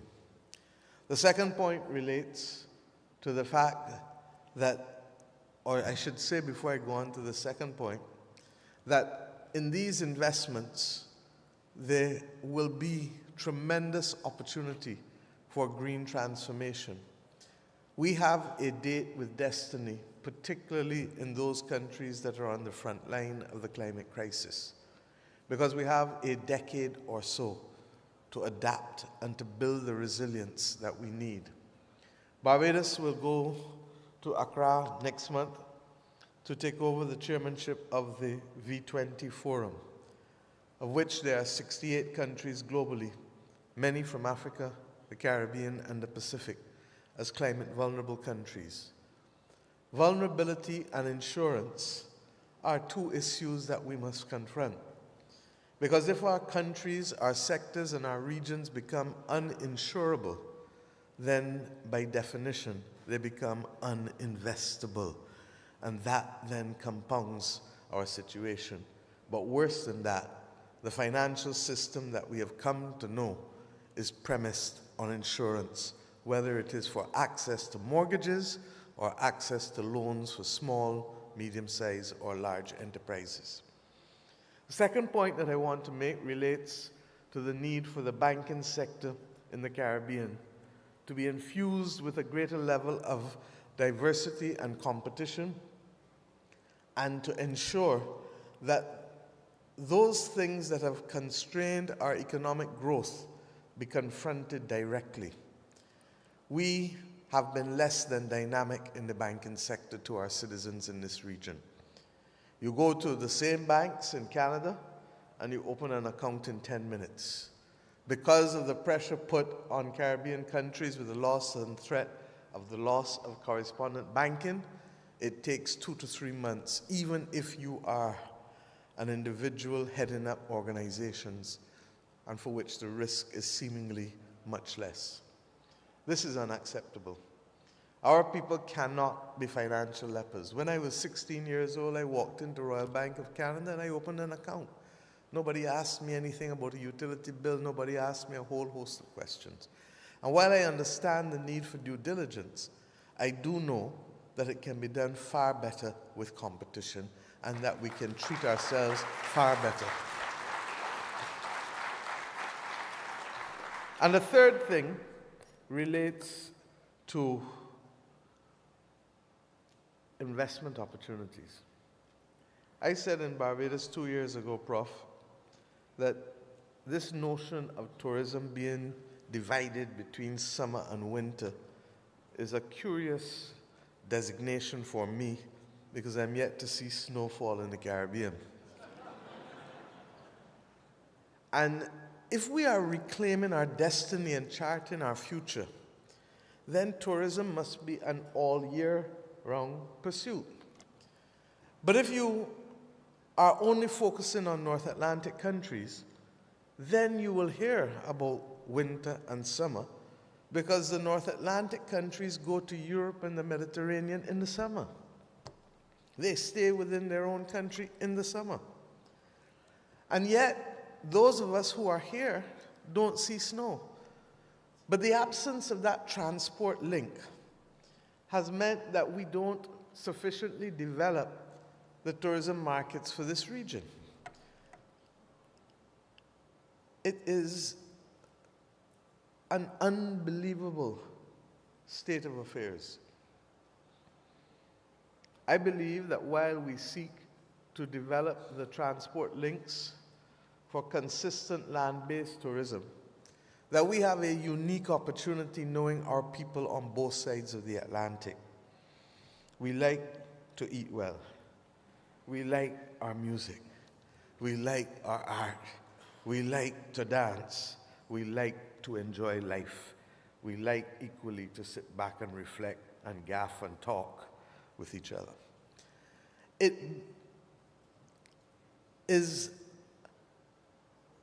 There's an amazing opportunity in cruise tourism that remains untapped, not to be shaped and directed by others, but to be shaped and directed by ourselves.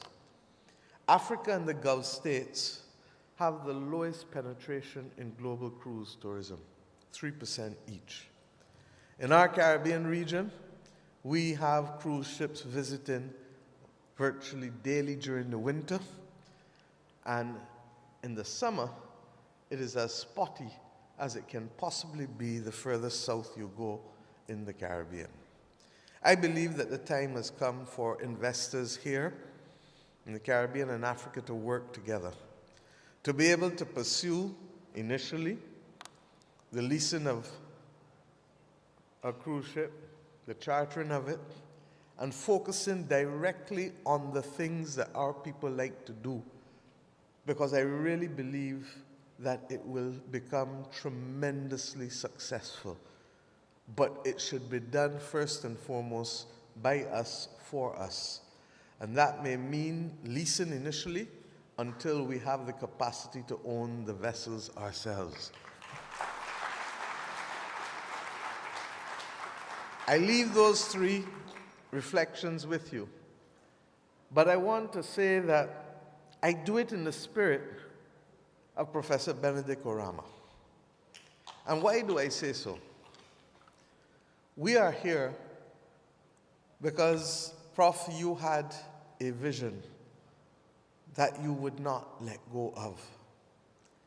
And in 2021, in the midst of the pandemic, you saw the pictures yesterday. You wore a mask, I wore a mask. We were not shaking hands, we were bouncing elbows. The picture is there for history. And you came. I am not usually one to quote Latin, but if I did, I would say you came, you saw, and you conquered. The truth is that the records must reflect that that visit, however, came after your intervention along with the others of the African Union in providing the African Medical Supplies platform to the region at a time when the region was not receiving assistance from almost anybody else. That a country the size of St. Kitts, with 38,000 people, could access therapeutics and equipment and vaccines at the same price as a country of Nigeria, the size of Nigeria, tells the story all. I want to thank you, not just on behalf of my own government and my own people, but on behalf of all of us. We're told that this is going to be the last chance that we get to be with you in this capacity. But I want to say to you that what you have done is nothing short of remarkable.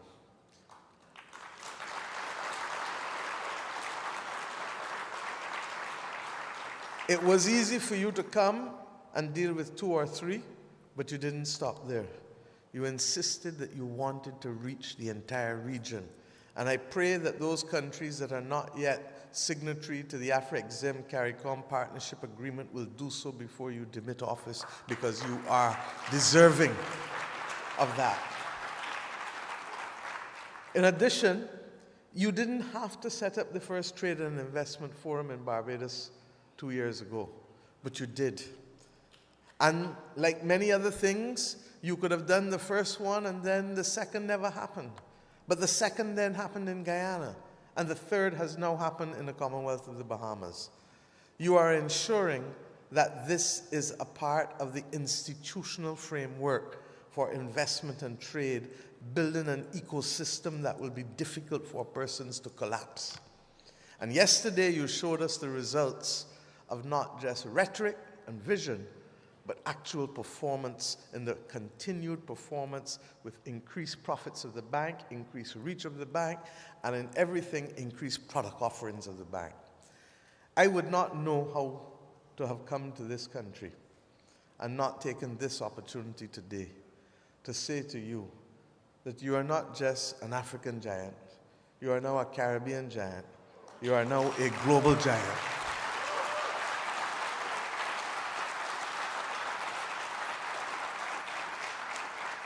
And wherever and whenever the history of this region is written, and the history of Africa is written, there will be a special place of mention for you, because you have chosen to defy the expectations of others and to go where others have thought you and no one should go, certainly from the continent or the region. May God bless you, your family, and everything that you do when you leave this job, because you have already made a significant difference to the civilization of this region and of Africa. God bless you. Thank you. The great Mia Motley.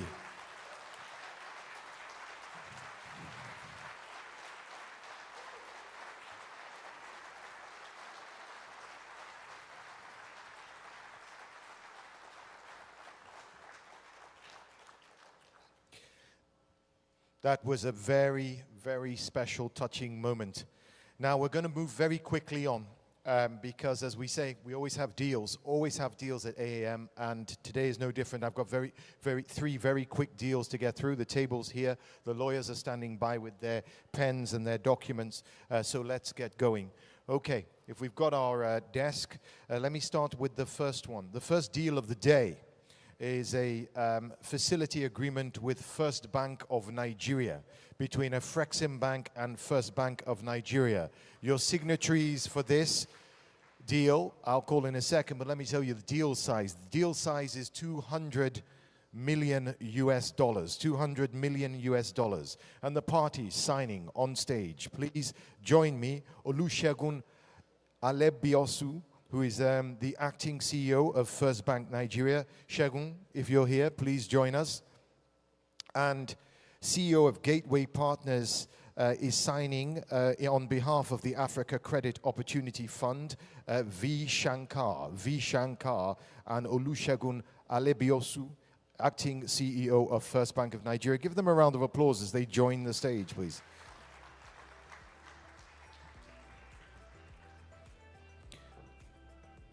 Now, this is a facility agreement between Afreximbank and First Bank of Nigeria, Niger. Okay. What are we doing? Let me tell you a little bit. You guys go ahead. I think the lawyers, let's get going. Let's move it on.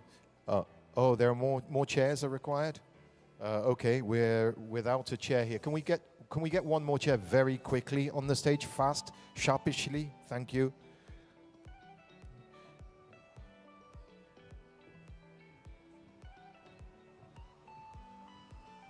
There are two parties signing it, so I guess the two parties that are here can take their seats, please. V. Shankar and Segun, please. Yeah, I don't know why they're bringing more chairs. Somebody said more chairs. I don't know why. One more? Okay, for who?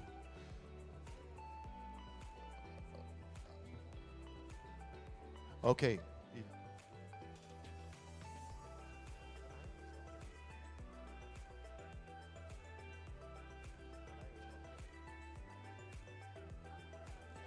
Kanaya Awani, our EVP. Yes, okay. They didn't have your name there. You know I always call you if you're, if I know you're in. So let's have that chair for our EVP, Kanayo Awani. It's live. This is not pre-recorded. It's live. So we will have that chair for EVP Kanayo Awani, also to be joining the signing of this. Okay.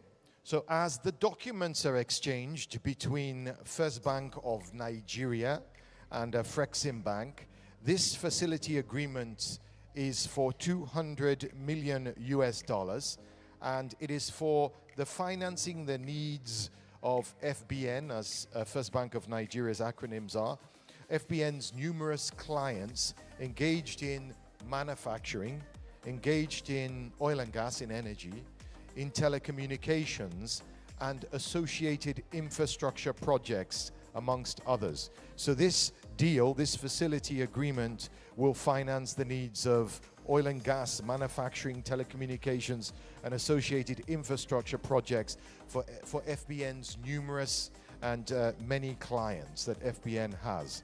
The parties signing are the acting CEO of First Bank of Nigeria and Mrs. Kanayo Awani, Executive Vice President, Intra-Africa Trade Bank, as well as V. Shankar. Ladies and gentlemen, it is signed, is it not? Congratulations then. That's wonderful. You can now exchange.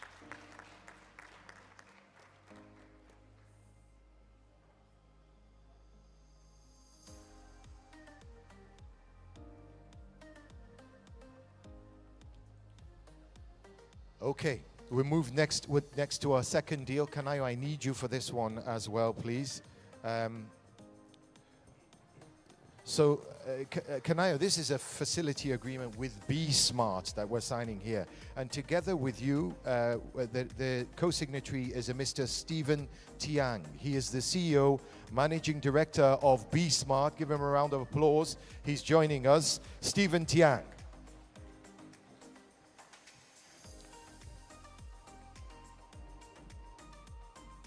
Stephen, welcome and congratulations in advance. This deal size is $30 million US. It's a facility agreement between Afreximbank and Be Smart.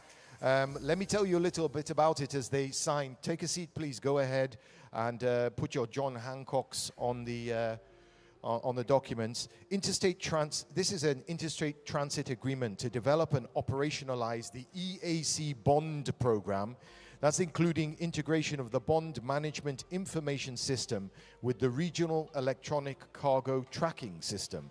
The program will cover 3 main transport corridors of the EAC, and it falls under the broader framework of collaboration between the applicant and the EAC, governed by the Memorandum of Understanding that they signed in 2022 between both parties.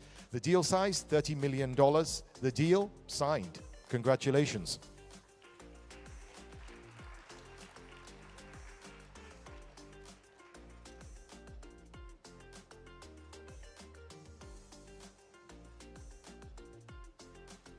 Congratulations to the CEO and Managing Director of Be Smart, Stephen Tiang. Thank you very much, sir.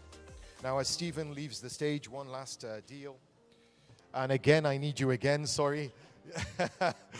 You are much in demand, the most demand Afri-Caribbean leader that we have. Now, together with our Executive Vice President, Intra-African Trade and Export Development Bank, Mrs. Kanayo Awani, we will be joined for signing of this next and final one. For now, Mr. Jean Patern, Megna Ekoga, Jean Patern Megna Ekoga, who is the Vice President of BDAC. BDAC is the Development Bank of Central African States, or Banque du Développement des États de l'Afrique Centrale. So, Jean Patern, please join us. A round of applause for BDAC's Vice President, Jean Patern. Now, as both parties take their seats and begin to sign, this is an MOU between Afreximbank and BDAC. The signing ceremony marks the formalization of the cooperation between both parties. BDAC, of course, is the regional development finance institution established to promote the development of the economic and monetary community of Central African states. Afreximbank and BDAC have a long-standing relationship, and this MOU expands and strengthens that. It strengthens the synergy of action between the two institutions. They'll be joining forces to support the continental economic development agenda. Now, as Africa's leading multilateral trade institution with a mandate to facilitate and promote intra-African trade and encourage African countries to trade internationally, Afreximbank supports regional African DFIs, including BDAC, to achieve our shared development agenda for the continent. The MOU is exchanged. The MOU is signed. Congratulations to both parties. Round of applause.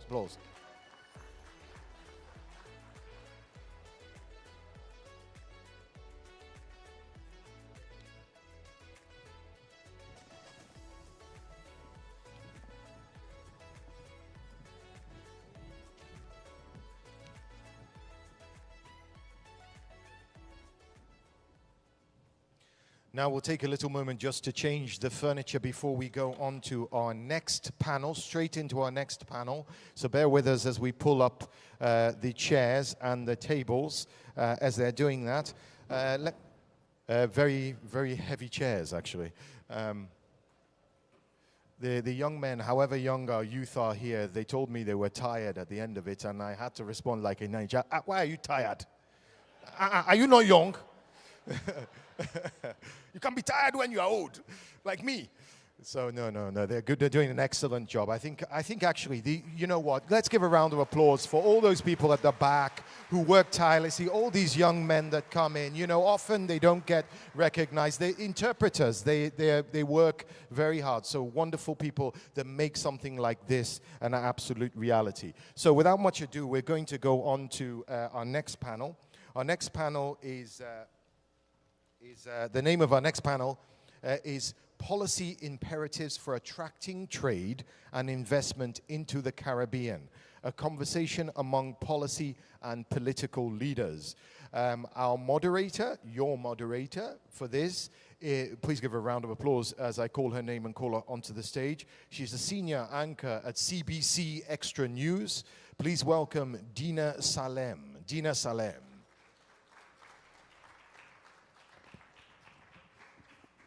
Thank you very much.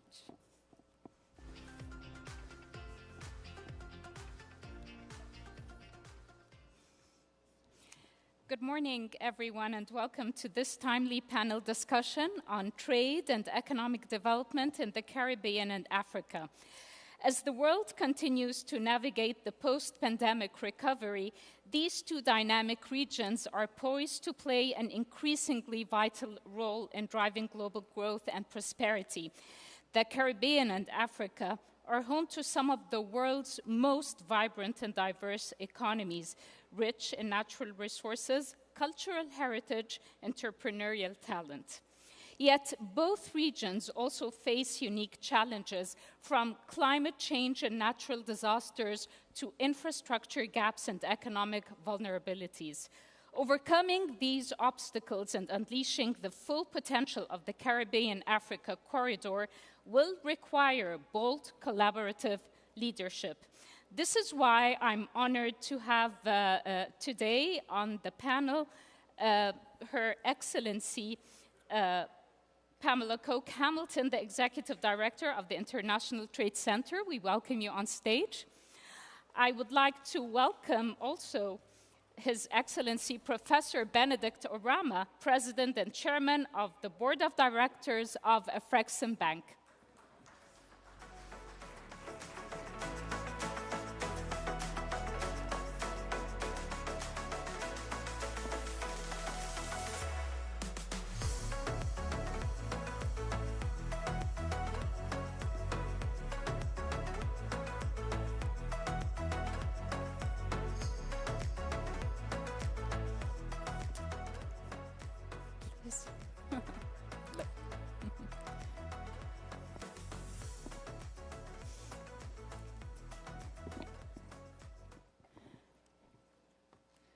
So we've heard a lot of excellent feedback, Professor Rama, on the efforts of Afreximbank in boosting trade and trade relationships among African and Caribbean countries. Let's start with this point and tell us more about what's going on this field. What's Afreximbank's latest work to help facilitate trade among the Caribbean and Africa? Thank you very much for bringing me onto this panel. I'm sure that Pamela will give us the statistics about what obtains today, which is very dismal. Not, if anything, nothing really is going on, or was going on, just some 2-3 years ago. But we are very, very pleased that things are beginning to change.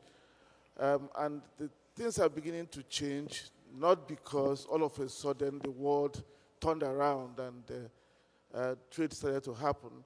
It's because deliberate actions are being taken to change things. And the deliberate actions include what we are doing here.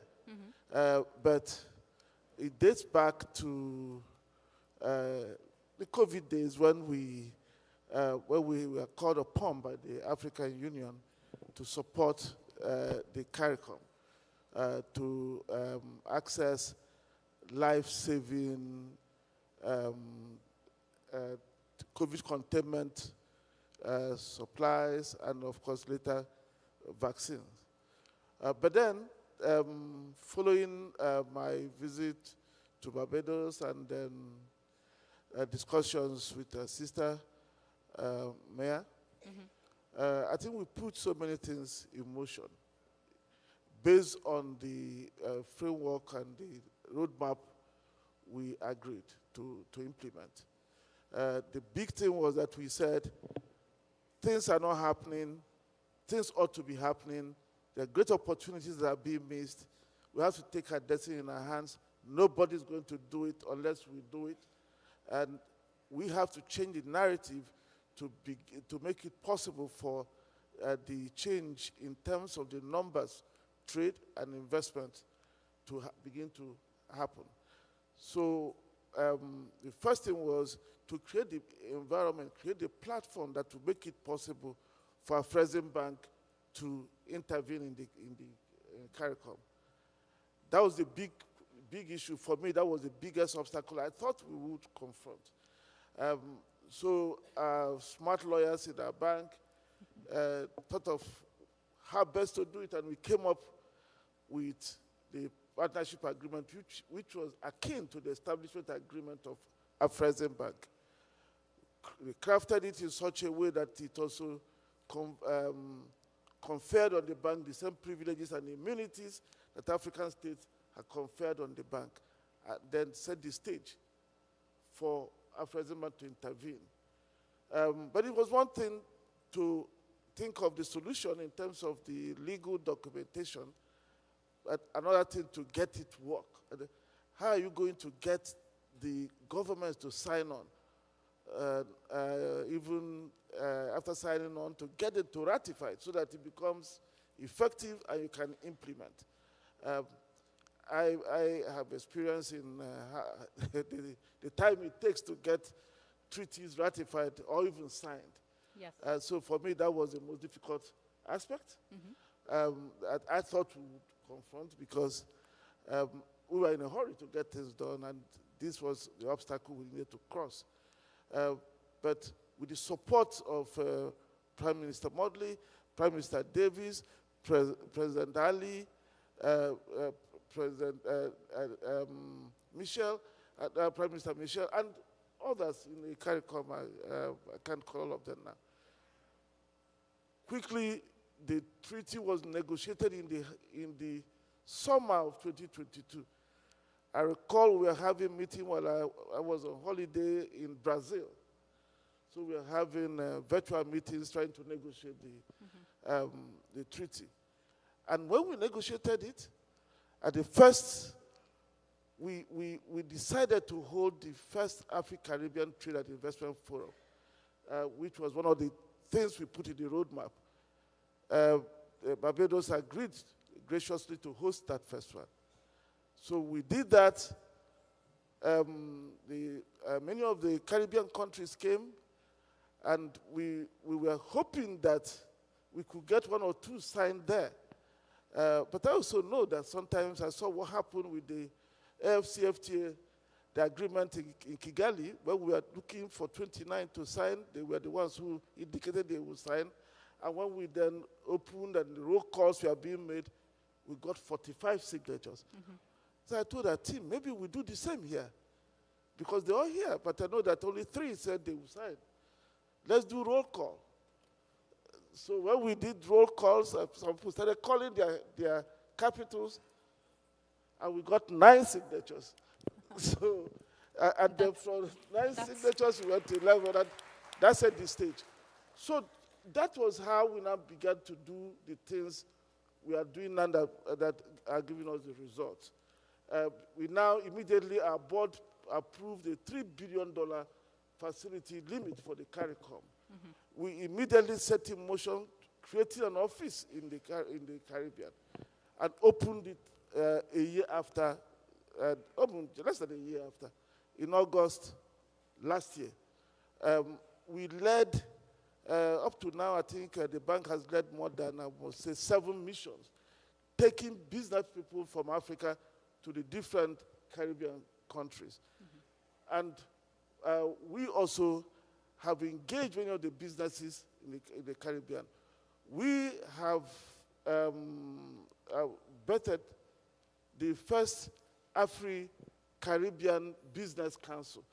I think the chairpersons are here, or the chairperson, or the chairperson, I think they are joint chairpersons.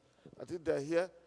And that is also providing a platform for discussion, opening up the relationship among business people. All these have led down to a pipeline of transactions of $2.5 billion, a pipeline, not only pipeline, because we've already executed them, some of them, and a pipeline of investments, and those under implementation of $1.5 billion. It was never, ever contemplated 2 years earlier. So what that means is that we've seen a great future. We are going to change those numbers that concern Pamela very soon. And I would like in 2 years to see what the trade would look like, because I'm sure it will be a completely different story. Thank you. Absolutely. Thank you, Professor, for that. It's a great initiative, and the key word here, I believe, is taking action. This is what you've touched upon yesterday, Mrs. Hamilton. You said the problem is not with the implementation, with the negotiation, it's with the implementation. And I think this was also expressed by many of the speakers throughout the conference. You highlighted that there are special sectors that we should direct investments towards in the Caribbean. If we could prioritize some of those sectors, what would they be? Thanks so much. Is it working? No? Yes? Yes. Okay. Thank you so much. I first of all want to pay tribute to Professor Orama for his vision. Normally, when people talk about trade with the Caribbean, it's always seen as, are you kidding me? Because we're so small. But he saw the actual opportunity and the vision, and he followed it. And Prime Minister Motley and others in the Caribbean also, saw the opportunities.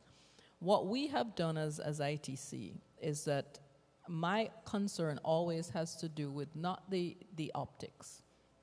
We're great at optics. We do great parties, we do great signings, we do great, we're good. And we look good doing it. But the issue is what comes after that. And so one of the things that we did was we began to break down which are the priority sectors that could actually work for Caribbean, African agreement, free trade agreement, partial scope agreement, or whatever framework. So those 5 sectors were the minerals and metals.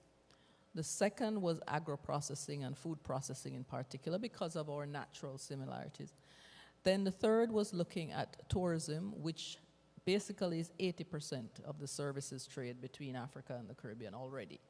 And then transport, which is of course dealing with the issue of logistics, the creative industries. I think we have not spent enough time monetizing and looking at the structural issues that can actually make creative industries a huge, huge potential in this region. What is it that you mean when you say creative industries, such as what? Ranging from Burna Boy and Bojo having a concert. I mean, I don't know. I mean, that alone would fill this entire place. I mean, the point is, one of the difficulties we have, and it's across the board, is that we talk about the creative industries a lot. But one of our biggest failings has been our inability to create a structural framework that monetizes it in a way that says, this is the return. So for example, we need to look at the issues of intellectual property rights, ensuring that people get paid their royalties. I was talking to somebody yesterday about the Baha Men and whether they get the royalties every time their song is played. I'm sure it's not. And so we begin to look at what are the elements that need to go into protecting copyright, protecting your trademark, establishing your brand, allowing the two regions to actually come together to create a framework that will protect that trade. And the opportunities are in the billions, and we know this. It is a multi-billion-dollar industry. Nollywood alone can tell you. And now I understand the Caribbean is getting hooked on Nollywood. So I'm sure the opportunities are going to be endless. Mm-hmm. Professor Rama, we'd like you to also shed light on the plan from this point forward. You've mentioned that there are lots of investments in the pipeline. Again, how do you see it from this point forward? How can you ensure, as the institution of Afreximbank, the sustainability of the investments and the channeling of those investments in the Caribbean and African markets? Thank you very much. I want you to just bear in mind that these, I don't want you to call it pipelines. Mm-hmm. You have pipelines and actual. I can give you a few of the transactions that have just been implemented. Some of them signed here. The climate facility we did in St. Lucia, the sports facility in Barbados, the line of credit to the development bank here, and of course the project preparation facility for the permanent Afro-Caribbean marketplace. We also have the tourism facility in Grenada, and then the pipelines include literally, mostly, even across almost all the islands. Mm-hmm. That's where you have this about 2.5 billion and actually counting. On the other side, we also have companies, and some of them have signed an agreement also. They signed an agreement during this period. Also contracting to sell to Africa or to import from Africa. So we have actual things that have happened, and we have things that are going to happen. Investments the same way, the actual investments that are going on. But let me tell you how this can be sustained. Sustained by making sure we continue to do this annual trade and investment forum. Mm-hmm. Sustained by making sure we build a trade information that will remove the barrier to trade between Africa and the Caribbean. Many people think infrastructure is the biggest constraint to trade. If I take the Africa perspective, people tell you, oh, because of infrastructure, we are not able to increase intra-African trade. No, my view of it is that infrastructure is a constraint to trade overall in Africa. However, for intra-regional trade, the biggest constraint is information, lack of information. After all, why is it that in the context of Africa, you have a total trade of about, depending on the year, $1 to $1.3 trillion, intra-regional trade under 200 billion. Why is it not 800 billion? It's because people don't know what's going on. And that is where the partnership with ITC is very important in the context of Afri-Caribbean trade. That's why we entered a partnership with them to be able to do the studies, provide the information that people need. So gradually, we will build the information from the businesses who will now start doing the business. Mm-hmm. Right now, institutions have to provide the information, the studies that show the potentials that will then make a business person to invest time in exploring. So that is what the future will look like. We'll bring down that information gap. We will also work very hard to make sure that as trade begins to flow, that also the capacity to carry the trade also begin to emerge. I'll give you one example because it's important. There's an agreement that we signed here yesterday that would make it possible for clinkers. Clinkers are used to make cement. To be imported now into the Caribbean from Dangote Cement in Nigeria. Those clinkers today are imported from somewhere in Europe. But buying them from Dangote Cement makes it far cheaper. Now, when we were finalizing the discussions, the issue was how would the trade be carried? I picked up a phone. I called Mr. Dangote. I told him, oh, we have this. Your people in the cement are discussing with these people, but they have concerns about vessels. He said, oh, tell them not to be concerned about vessels. I bring sugar from Brazil. It returns empty. The sugar, the vessels will return with the clinker. Wow. So we're So building on the, on need the to happen. instruments we already have. Need to happen. So when we start, things like this will multiply. And that is when you establish a trade route, a proper trade route. I have no doubt in my mind that it will happen. And why it will happen is that Afreximbank is there to support it. No, people are not going to be looking around begging people to come and finance, and they tell them the risk in Afreximbank Caribbean is too high. No, we cannot be scared of our risk. We live in the risk. So we will finance this. So that is why it will happen, I can tell you.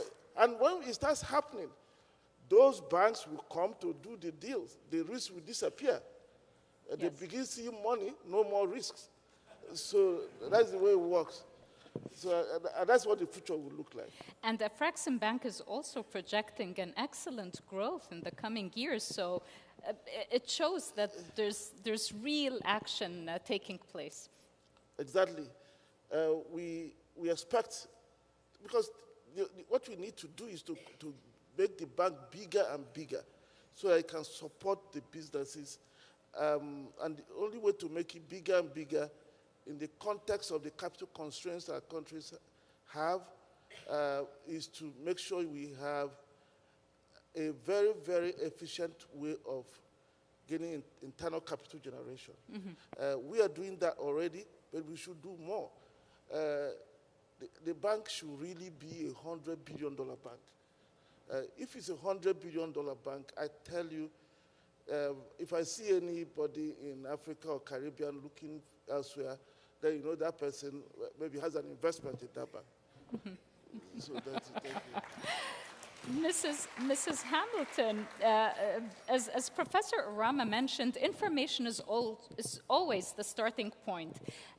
Information about the opportunities, obviously, but also about the legal structure and legal obstacles. Before the session, we were talking and discussing the issue of having legal barriers among countries, among the Caribbean and African countries, obviously, and how can we overcome those barriers? Thanks so much, and Professor Orama is right. We live in the risk. It cannot get riskier than that. I'm going to use it, because it's true. A lot of times, people talk about, oh, how can you do this and how can you do that? The fact is we live it. And what do? Disappear? No. We have to live in the risk. It's like living in the Caribbean in hurricanes. I mean, every day, at some point, it may occur. I mean, that's the reality.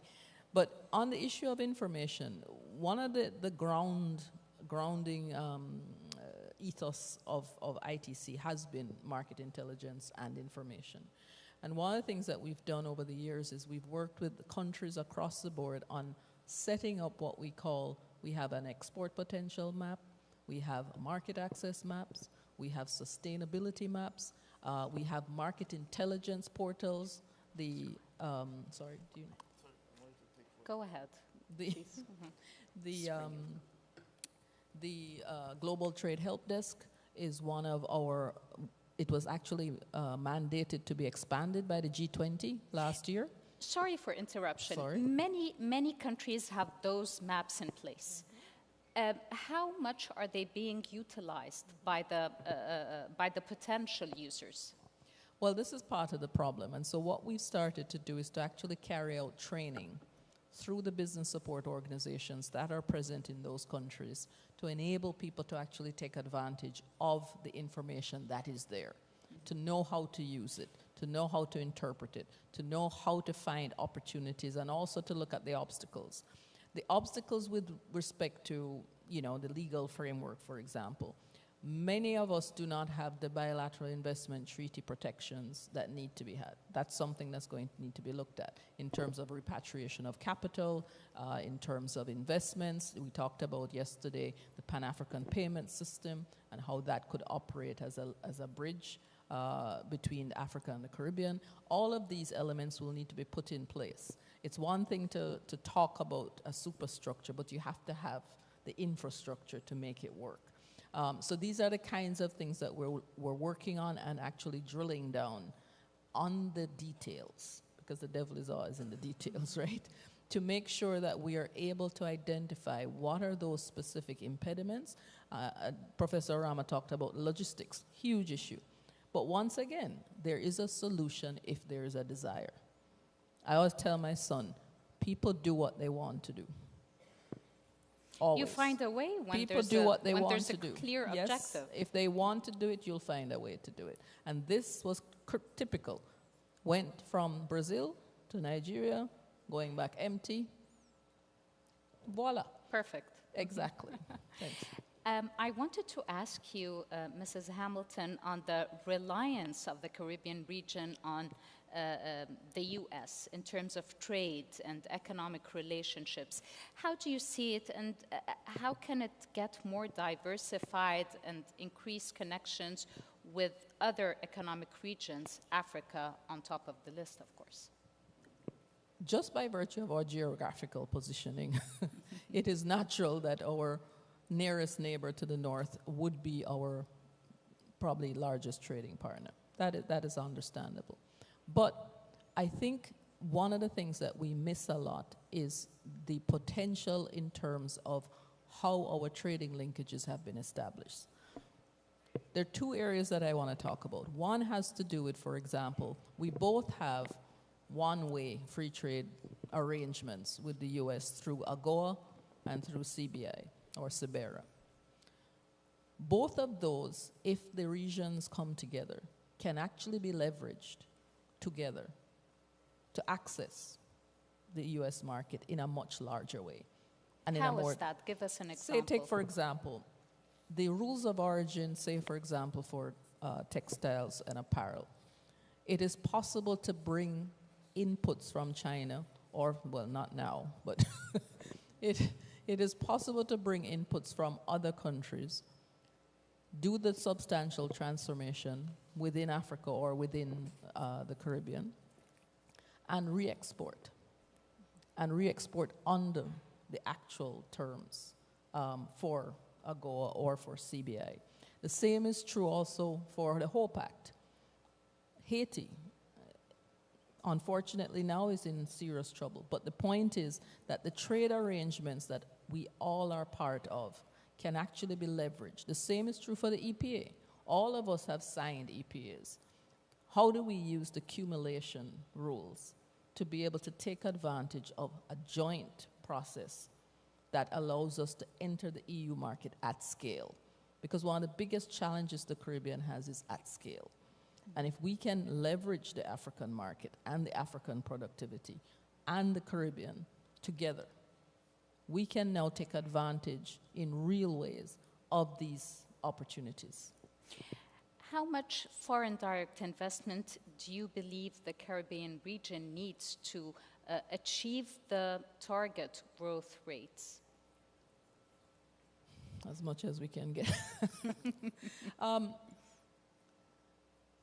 The numbers vary.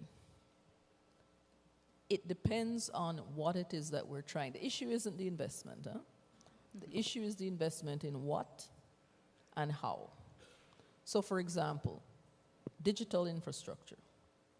We can talk about services economy all we want. If we do not have the digital infrastructure in place, then we're just talking nonsense. That's the reality. If flow goes down, I don't mean to call out flow, but if a particular carrier goes down every 4 hours, you can't talk about digital services. You can't seriously talk about nomad tourism. You can't talk about being a digital space.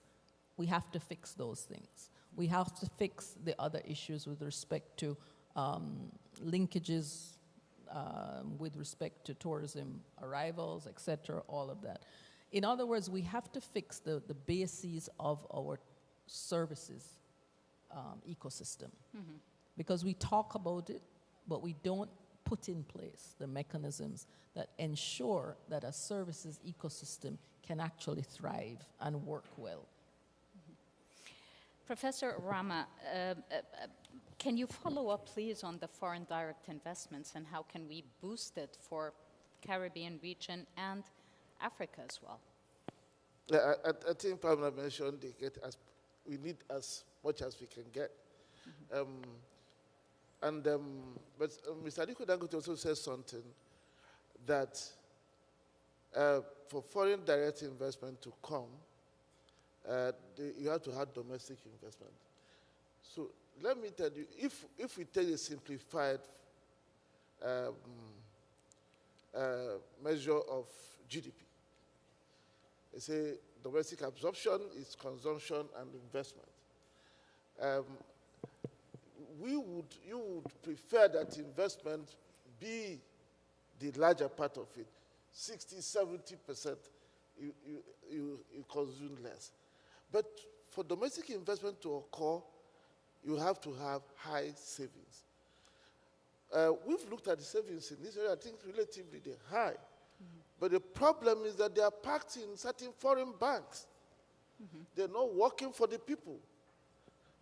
That is the problem.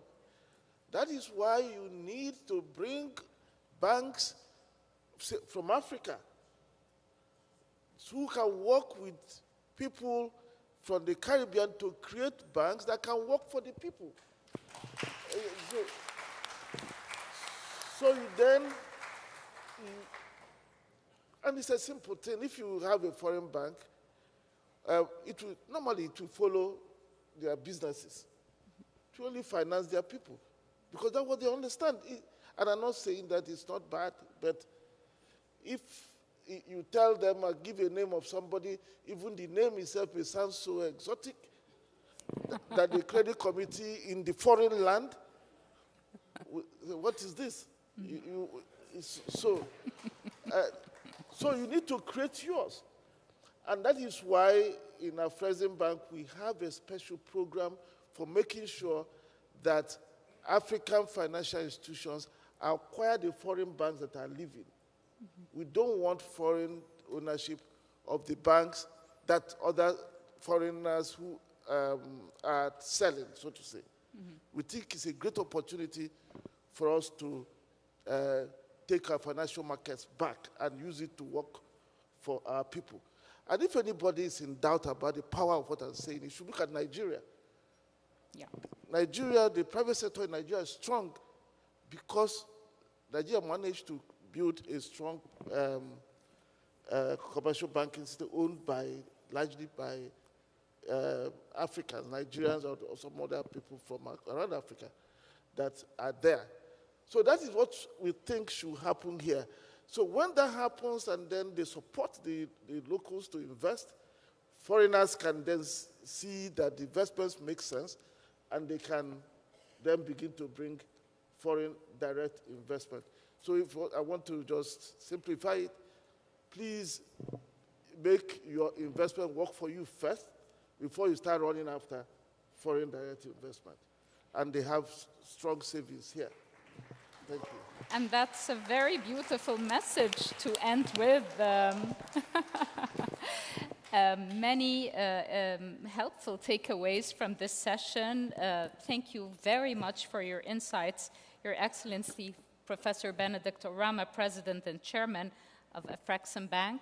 I also thank you, Mrs. Pamela Coke-Hamilton, Executive Director of the International Trade Center. Thank you very much for being with us, and I hope you enjoy and make use of the rest of the day. A lot of discussions and a lot of important insights. Thank you very much.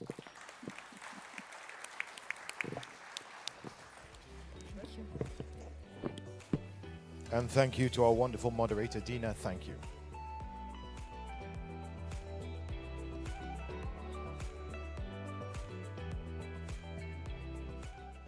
Okay, as I asked my colleagues to exit the stage, we're going to bring onto the stage our next panelists. Now, the next panel is entitled Opportunities for Global Investments for Economic Growth and Diversification in the Caribbean. Opportunities for Global Investments for Growth and Diversification in the Caribbean.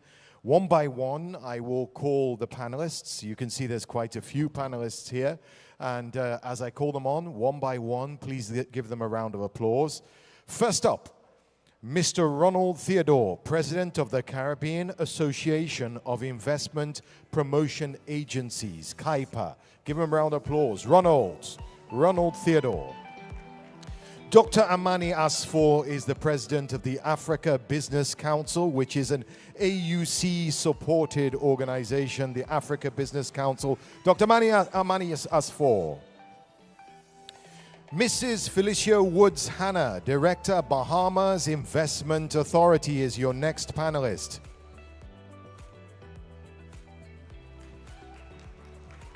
Mr. Okechukwu Ihejirika is the COO or acting COO of Afreximbank Caribbean Office. Okechukwu Ihejirika. Constance Nwokejiobi is the president of the Bonny Chamber of Commerce. The president of the Bonny Chamber of Commerce. Give a round of applause. And a titan in the banking world, not just in Nigeria, but in Africa and in fact across the world. Mr. Aigboje Aig Imokwede is here, Board Chairman, Access Corporation. Mr. Leo Nort is the Acting Executive Director, Caribbean Export Development Agency. And finally, a round of applause, please, for Miss Nere Emiko, who is the Managing Director of Kian Smith Refinery. Nere Emiko, Miss Nere Emiko. And finally, your moderator, please welcome the Chief Executive Officer, Invest Barbados. Give a warm welcome to your moderator, Kay Ann Greenidge.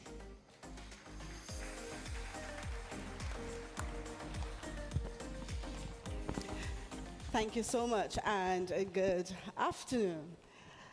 Wow, it is amazing to sit here to moderate this panel with all of these esteemed persons on stage, and thank you very much for staying and listening to us. So, opportunities for global investment for economic growth and diversification in the Caribbean.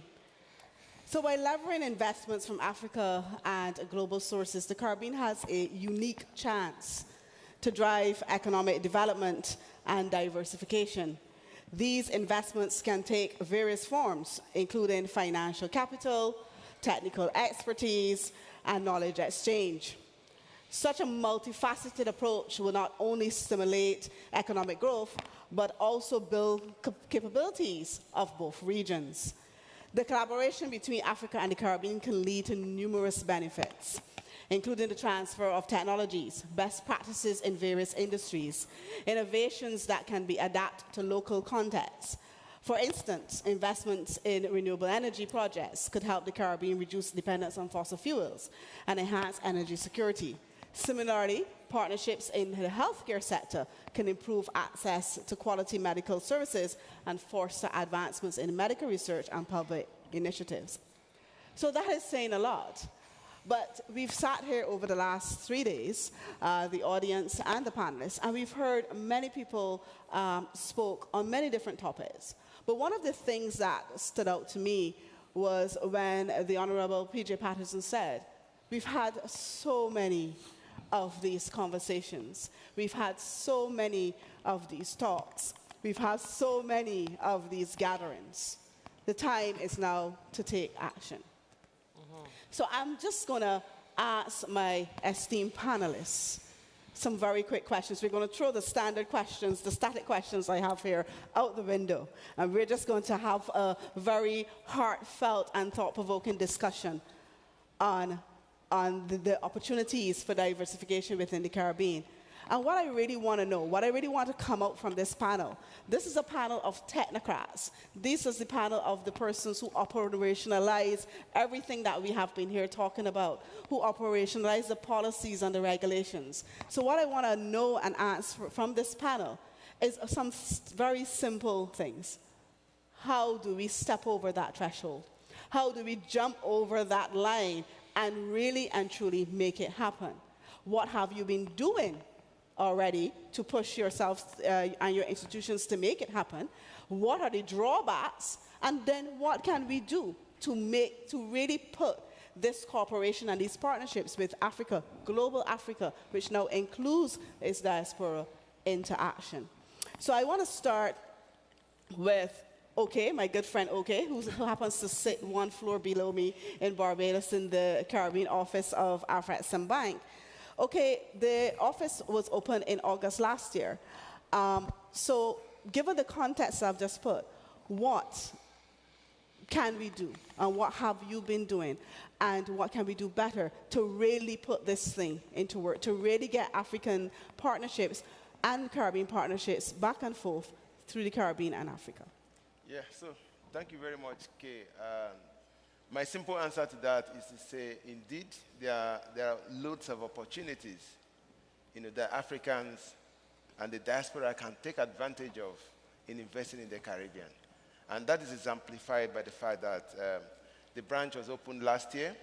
The board graciously approved an initial limit size of $1.5 billion for us to start doing eligible transactions. And I can tell you today that the branch, within a space of 10 months, we're considering a pipeline of over $2.4 billion. So that's way above that initial limit, and that shows that indeed there are opportunities to be taken advantage of. So what does that mean as well? It means from the financial sector, there's need to mobilize more to bring about possibilities to finance these opportunities as they come up. Mm-hmm. The bank is working through the CARICOM Commission to set up the CARICOM Afreximbank. So that's going to help. Mm-hmm. And what we've also found out is that, we have to work with our natural partners, which would be the development banks in most of the CARICOM regions. And yes, indeed, some of them are there, but the issue is how do we raise funds for them to make sure that their intervention gets to the grassroots where the funding is required. And why I'm saying this is because in Africa, like our minimum threshold is $5 million for transactions. But in the Caribbean, if you put in $5 million as your minimum, you find out that a lot of the companies will fall below that. So that means we need to create programs targeting SMEs.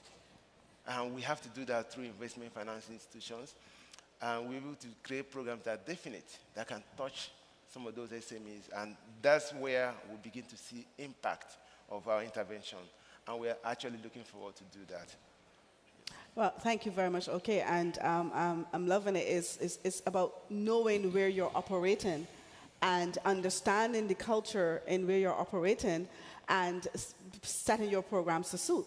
So because we started with the bank and we talk about banking and we talk about understanding the environment, I want to switch to Ike to ask him. Now, we keep saying we need diversification of banking in the Caribbean.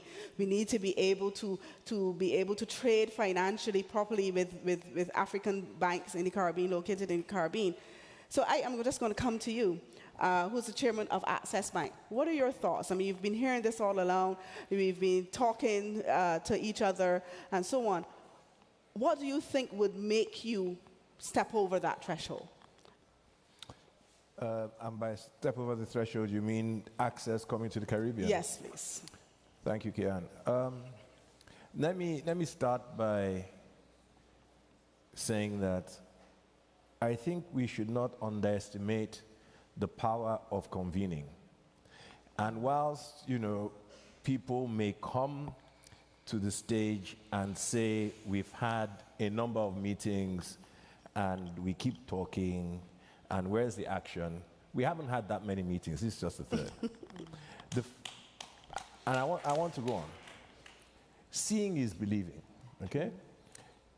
You have barely scratched the surface in terms of introducing Africa to the Caribbean. So we need to intensify that which the Afrexim has started. Let me put that on the table, first of all. And the most important catalysts where trade and investment take place, to my mind, are the people I describe as the bridge builders. Okay, they build the bridges, they build the rails, they build the roads that people traverse, goods and services traverse. We had the Mansa Musa, drama.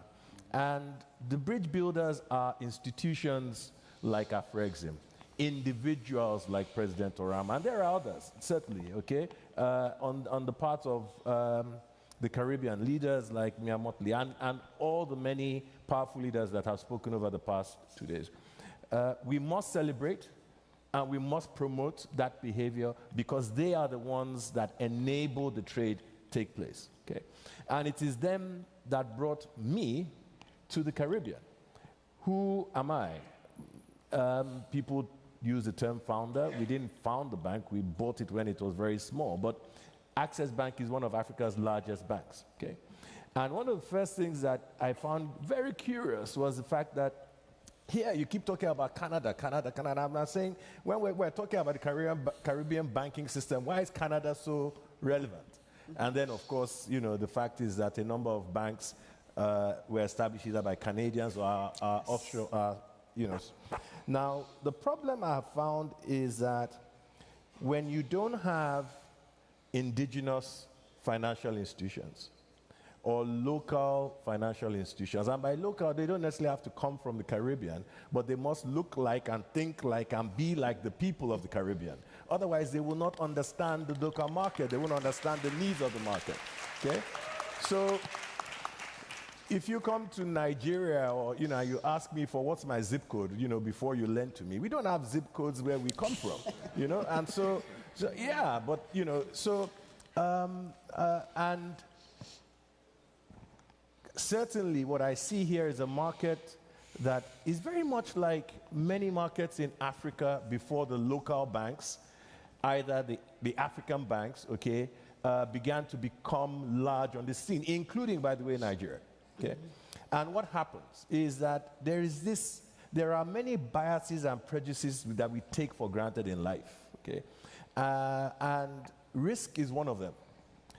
You tend to be uncomfortable with lending and doing things, within a culture you don't fully understand, within a context and language you don't understand. And so what has happened is that when Access Bank goes into markets, we become just like everybody else in that market. So if we go to Ghana, we become Ghanaians. If we come to Barbados, we become Barbadians, okay?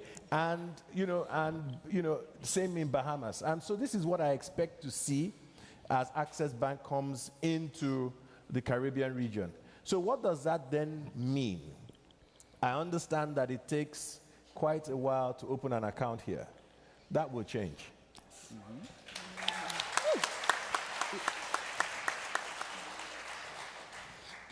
I understand that digital infrastructure is beginning to become prevalent in your markets. In 2008, 2007, I was having lunch in London with the CEO, the chairman of Shell Worldwide, and I paid for lunch, and in 2007. And when I paid, he heard my phone buzz, and he said, "What is that?" Because he noticed it was at the same time. And I said, "Yeah, this is the alert that I've just been debited." This was 2007. That's the kind of digital service that we will bring, you know, to the Caribbean. And your people deserve it, because one thing I have...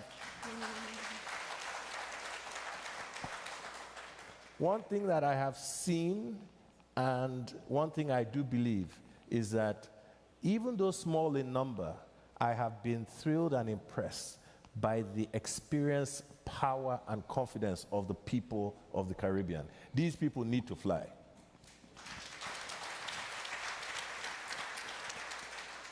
Have I said too much, or? I mean, you were just making it very, very interesting. We were all drinking in everything that you were saying. Thank you. And thank you very much for your contribution. And, you know, you're correct. My first visit to Kenya, the M-Pesa, amazing. These are things that, as you rightfully said, can be transitioned into the Caribbean, that we can learn from and that we can use. But more importantly, it makes the connection between Africa and the Caribbean, the link, easy. Transactions, easy, when we have these things traversing both the Caribbean and global Africa. So I'm going to come to you, Amani. You are the president of the Africa Business Council. And you know, we all like business, and this is a business panel. So we've spoken on many panels before, and we've spoken before. So what have you been doing from your perspective to drive and business and partnerships into the Caribbean, between Africa and the Caribbean? And is there anything that you believe that we can do to make this happen faster? The world is moving very fast, so we want to make it happen faster. So thank you very much. Really very privileged to be here. Thanks, Afreximbank, for bringing us, and our brother Orama for his real commitment. So the Africa Business Council, as the private sector arm of the African Union, we already started several phases. We signed with the CARICOM private sector organization, which is the whole private sector of the whole CARICOM. This commitment is very important because it starts the phases towards our collaboration. And our collaboration is based really on conditions of engagement, which is really about win-win situation, about value addition, about building bridges, and about sector-specific. So what we have been doing is identifying what are the sector-specific issues that we can build together. Of course, there is several, like agriculture, agribusiness. There is a lot that we have identified. Aquaculture, and here it is. Africa is about 18,000 nautical miles. Here in Caribbean, lot of marine resources. How can we build on these marine resources? Tourism and hospitality, which is huge. I mean, building bridges between Africa and our sixth region here in the Caribbean is very important because tourism is a huge gross inclusive business. It helps the aviation industry, the cultural industries, the resorts, all this. Again, with reference to the cultural industries, the creative industries, the healthcare and well-being, as you just rightly said, there is a huge potentials, but we have to have first the mapping exercise of what's existing on the continent and what's existing in the Caribbean, so we are able to see how we export our scientific expertise from both continent and the Caribbean in order to add value. Again, it's about commitment, it's about collaboration, but it's also about connectivity. Yesterday, I had a small talk with His Excellency, the Prime Minister here of the Bahamas, and the Minister for Aviation. So there is not, till now, there is no direct flights. So if we need connectivity, we need to speak to our aviation industry, our air in the continent to see how we bypass. To come here, you need to have the visa for US or Schengen or UK. So we are limited by the northern hemisphere to have building bridges. So first thing is really how to have flights, direct flights to the whole Caribbean, and to make sure that we are connected. again, it's really about how we have these stakeholders, all of us coming together, financial institutions, the business support organization, and this is based again on 3 pillars. The private sector strengthening, including SMEs, women and youth, because we need to give them information, what is here and what is there. We need to build their capacity. We need to see how they are able to build these bridges. Second pillar is about policy advocacy. If I want to engage investors, they need a business, enabling business environment. So this is about policy advocacy. How can we have the political, not only will, but the political action to see how we have an enabling environment to attract investors? Is there incentives? What are the corporate taxes that is present? How can we have this building? How we have financial inclusion? And I am happy that already Afreximbank is coming to see how we finance all the private sector, but also the SMEs, because whether Africa or the Caribbean, we don't have multinational companies, or our companies are indigenous, and this is the people that we have to empower. We have to build their capacity. And the third pillar is about product development. What are we going to trade among ourselves? We need value-added, competitive, standardized, branded, and this is very important, to build our brand together. Build the brand of Africa and the Caribbean. We are one people, one destiny. We need to unite, and that's why I am very happy and honored to be here, and thanks to our brother Orama for bringing us here, because this is a vision of uniting us, building bridges, the impact of our people. We are not doing business only for profit, but to have an impact on our people, whether Africa and the Caribbean. This is really what we are visioning. So. Wow, very, very, very powerful, Dr. Amani. I just want the panelists to know that we've been joined by 2 esteemed gentlemen, and so we are really pitching to them now and to the rest of the audience, Wyclef John and Boris Kujo. So give them a warm welcome, and thank you, gentlemen, for joining us here to listen to this discussion.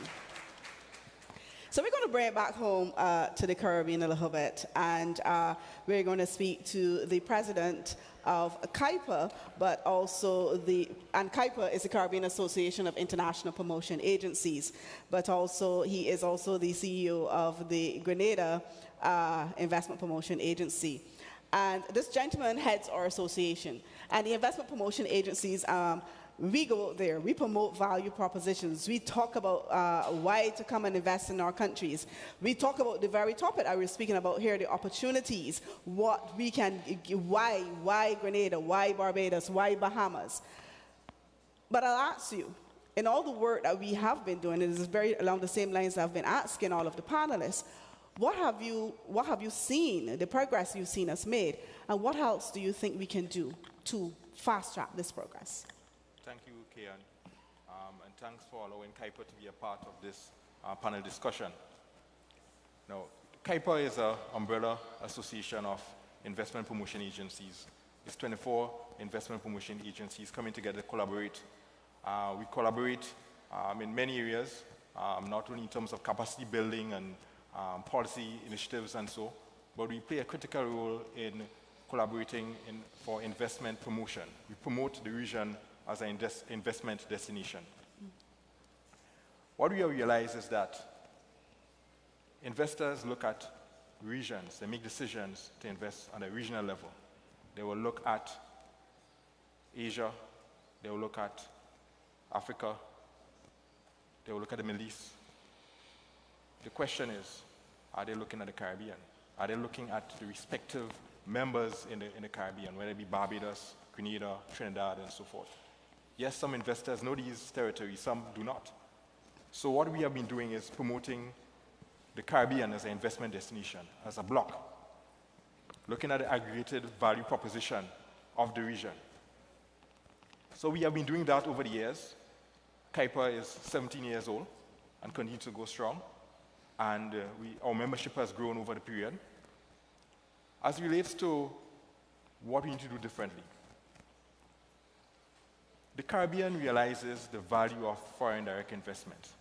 We are cognizant of the impact it can play on each of our economies. One of the issues is that we have been promoting concepts, project concepts. So we'll tell persons, come in and invest in a tourism plant, come in and invest in agribusiness, in a cold storage facility or a medical plant, which is a concept. But what is clear is that concepts do not bring an investor to your show. We have to move to bankable projects, viable, bankable projects. So what we've been doing as Kuiper, and instilling this among our IPAs, because they all are making changes into the way they do things, is to look at developing viable opportunity profiles, bankable projects that we take to the market in a very targeted approach. And that has been yielding results. But we have to do more of it. It's going to be a work in progress. It cannot start and stop. But what we do know is that the concept marketing cannot work. It has to go down to the details of the project. What the project is, what's the investment cost, what's the return of investments, is a numbers game.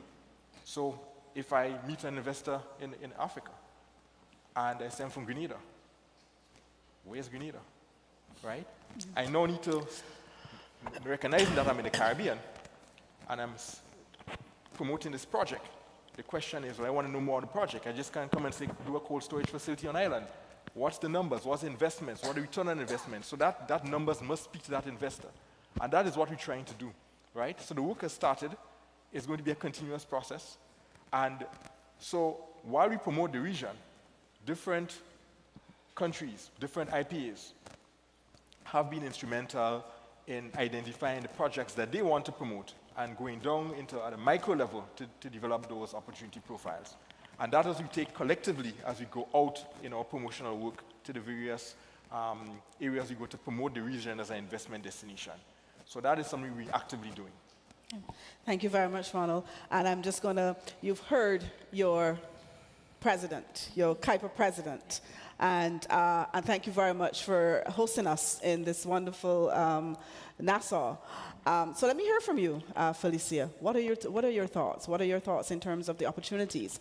What can we do? And what are the steps forward? And then right after you, I'll ask Leo from the Caribbean Export, to also give her thoughts before we go back to the African continent. So my president did articulate very well the need for us to stop promoting concepts. I wholeheartedly agree with that.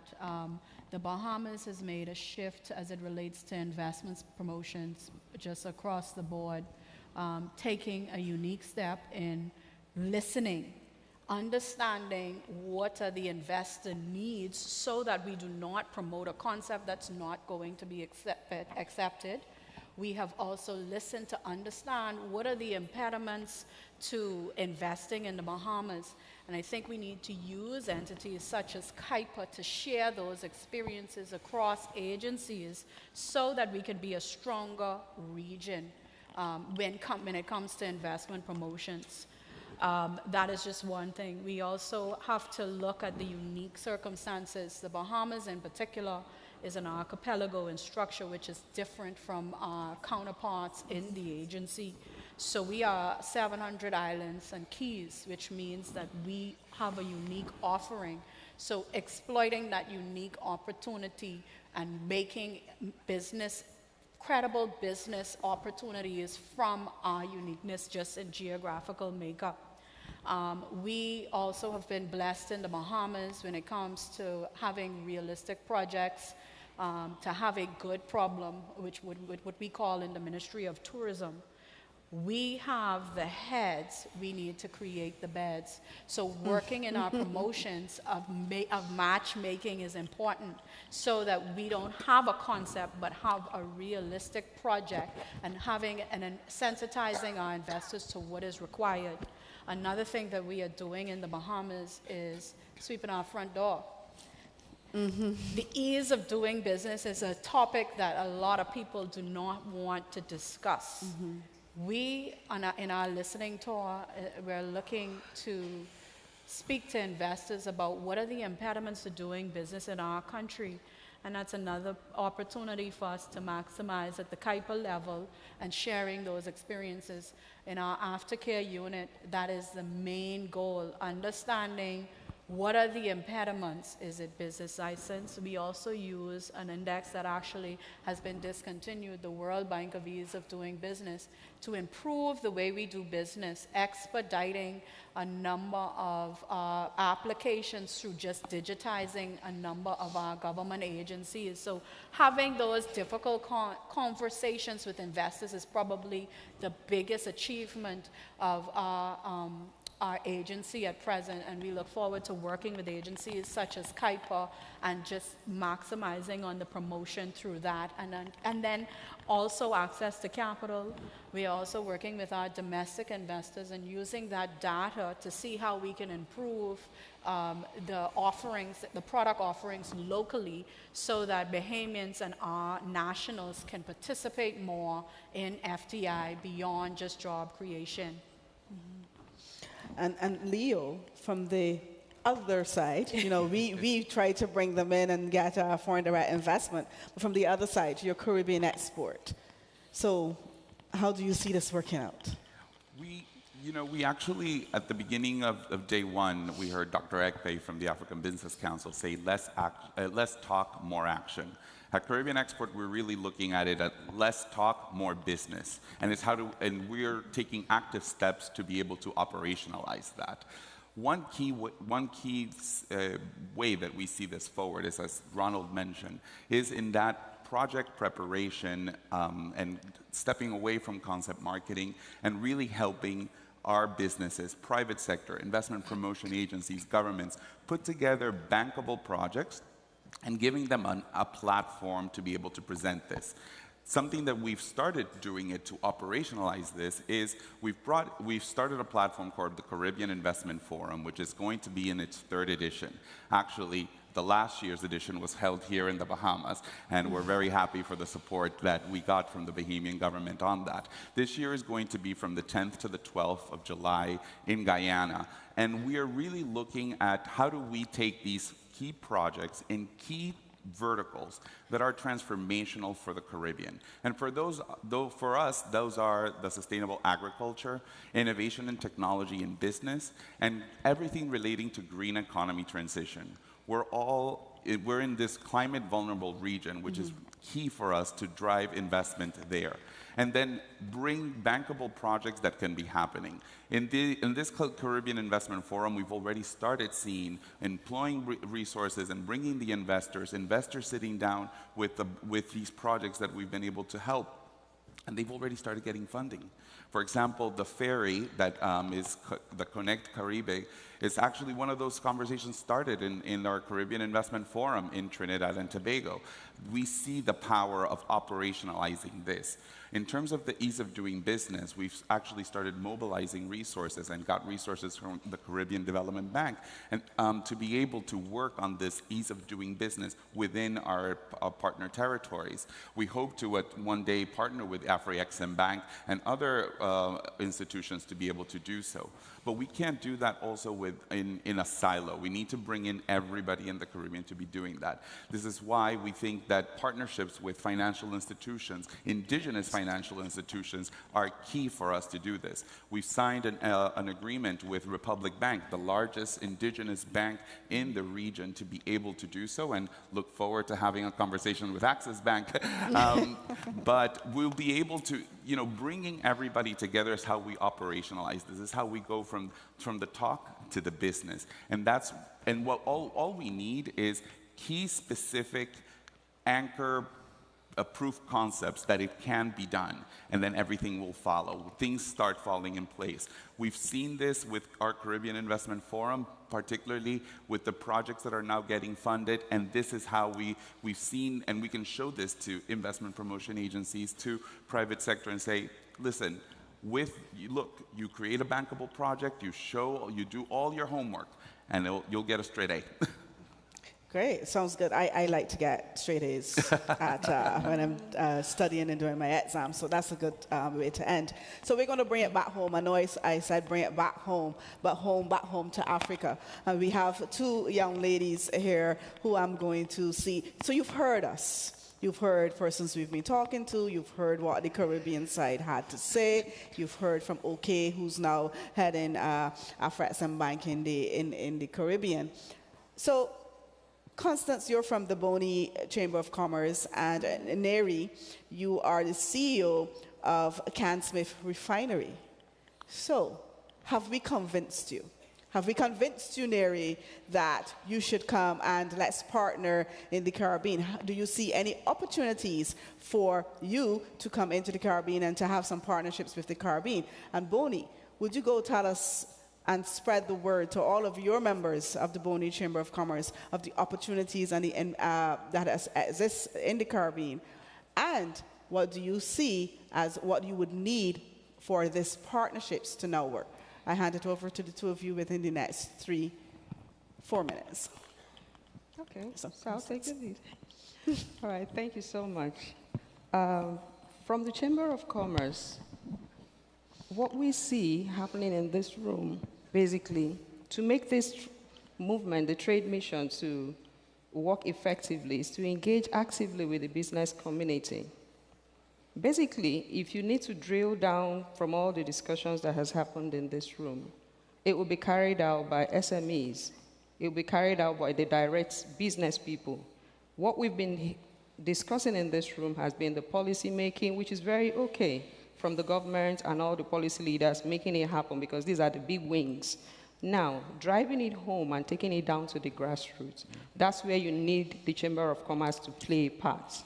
I would like to take us a little bit back to history of who we are. Bonny Chamber of Commerce is a community-based chamber of commerce put together by the kingdom. And what's that kingdom? That's Bonny Kingdom. And I would like to highlight the main thing about who we are. The transshipment that took place 16th, 17th century, it was a very big success. Very dark story, yes. But from the southern part of Nigeria, out of the 500,000 that happened, 72% occurred in Bonny Kingdom. On the throne, we had King Pepple, who actually was part of that deal, and we have King Pepple sitting on the throne right now. So I would like to appreciate him for the permission to speak on behalf of the kingdom. But what story am I trying to bring out of all the transshipment? It was successful because there were trade secrets which were utilized back then. We have the natural harbor in Bonny Island. There are natural harbors at several other places. So if we have to do that transshipment between the Caribbeans and Africa, we need to go back to our history and say, there was a movement that occurred. Mm-hmm. It was the human merchandise. Now we want to move goods. Mm-hmm. Can we go back and see how to deal with the locals? Then it was the locals. But now it is the Chamber of Commerce. And within the Chamber of Commerce, we have the direct business people that will be implementing all of this. Next, we need to do a lot of sensitization workshops. And who will step it down for you? In Nigeria, giving it as a pilot, there are about 67 Chamber of Commerce. We have the National Chamber of Commerce, we have the State Chambers of Commerce, and we have the City Chamber of Commerce. So if every country in Africa has this kind of model, it will be very easy to reach out to the grassroots so that we can implement it a lot better. The good news, what have we done? We in Bonny Island, we've set up a consulate building. This same consulate building was the same consulate building that the British used back in the days. So luckily, through the IOCs, it's been rebuilt. It's sitting down there, and you know what the consulate building will warehouse? Basically, our cultural heritage, everything. And if we are talking about movement, direct flight, blah, blah, blah, yes, there are e-visas, but there are still locals that are not knowledgeable with the computer system that will want to meet a consular officer and appreciate or express his views. We have that building already done. We're not telling you to build that. We're only saying, come occupy. This is where 75% of the activities happened. We can give it to you, we can partner with you. So we've already set up that part. Now, the natural harbor in Bonny Island, I'm giving it as a pilot because that's where I come from. The biggest West African gas company, NLNG, is situated there. And it does the whole export. So it means if we have that already there in Bonny, it only requires infrastructural development. Then we connect back to the CARICOM, and we can trade easily. So putting down all these particular infrastructures are already existing. Then we now look at another thing. The major thing that the business people, how do we relate? It's not just sensitization, trade missions. I was discussing with the CARICOM guy, investment promotion, and the Dominican guy. We started looking out for Dominican Republic 2021, right? Trying to assess them, but it's something that we couldn't handle on our own. Luckily, we reached out to Afreximbank, who directed us to Africa. I mean, you see all the way around. But, I mean, I thank Orama very well, Afreximbank, for this platform, because we've been searching on how to get this done. Yes. So at the moment, it's been done now. And so the trade missions participate in each other's trade missions. And that will really help us. Let me give her time because we're within the 3 minutes. Because they're flashing at me and says, I know. Yes. So, Neri, you have the last word. Because the time is up, I'm just going to talk like bullet points. Yes. Everything we've talked about, global investment, economic growth, diversification, one word, gold, commodities. What I love that's going on here, so the question you asked, my answer is yes. Here in the Bahamas, I mean, Deltic Bank, everybody knows that you guys are in the front of digital assets, innovative banking. Even with cryptocurrency, I mean, Jamaica started the Lumi several years ago. And what that tells us is we've been looking and seeing that the Caribbean is really looking forward and thinking about the future of digital asset classes, digital currency. Now, what's the issue with gold? Now, all over in Africa, I think we have at least 38 countries of the 54 that produce gold. That's 70% of African countries are producing gold. It's not doing much for our currencies. So in Africa, we also have these problems. However, gold has outperformed every financial instrument except the US equities in the last 20 years. You have gold prices at like $280 an ounce 20 years ago. Now it's like $2,300. What's the issue? Why are our currencies not dealing with gold? Because we haven't unlocked gold, the liquidity and utility of gold. But when you have gold now working as a digital asset class, that solves the problem. And this is what we've done. We're in the full gold value chain. But right now, we've created digital tokens that are physically backed by gold. We've been running for 2.5 years. People are using gold and silver to buy things. And we're beginning to work now with other governments in Africa, like Zimbabwe, who are talking about these things. But this is what Bahamas has. You already have you're already in front of looking at digital asset classes. There were some of the issues that happened, but why did they happen? You didn't have the physical commodities backing some of the digital asset solutions. And I just see, by the time you bring all this in, it's an explosion for the economy, opportunities all the way. Our time is up.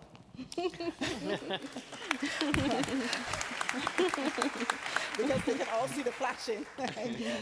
My esteemed panelists, Ronald, Neri, Okay, Constance, Ike, Amani, Felicia, Leo, I thank you very much. And to my audience, thank you for listening to us. Thank you for sharing your thoughts, and have a good day. Thank you. We can have a photo. Hey.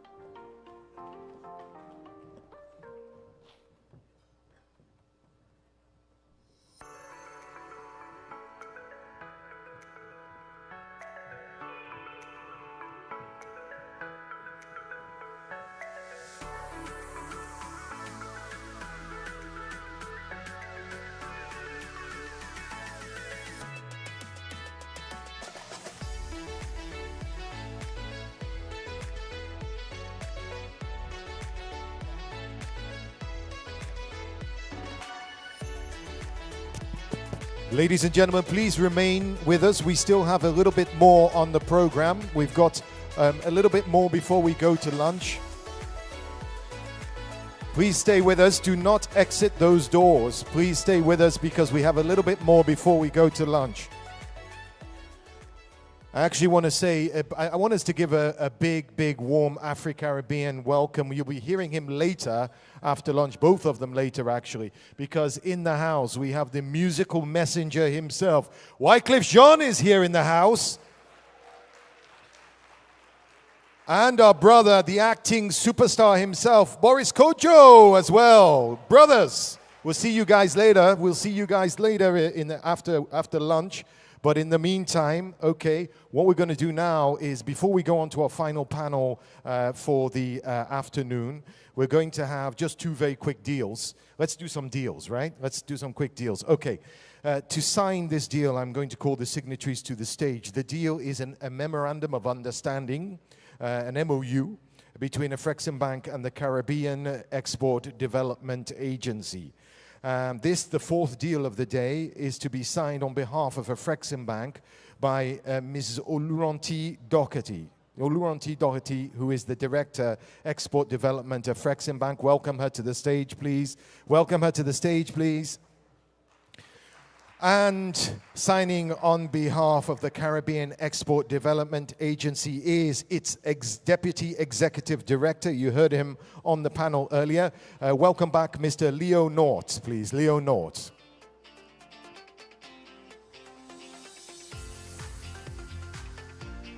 Now, my dear lawyers, yes, they're very efficient, our lawyers. So here they come with the documents. As they bring the documents, let me explain what this MOU is all about. It represents both parties' commitment to continued collaboration and cooperation to support trade and investment flows between Africa and the Caribbean. The purpose of the MOU is to formalize the partnership between Afreximbank and the Caribbean Export, which dates back to the first AfriCaribbean Trade and Investment Forum, which took place in 2022 in Bridgetown, Barbados. The bank's partnership with Caribbean Export will allow the parties to continue exploring joint activities that are consistent with the mandates and the objectives of both entities to support the trade and investment flows of their respective regions. The MOU has been signed. They're standing up. They're smiling at each other lovingly, and they're handing over. That's it, ladies and gentlemen.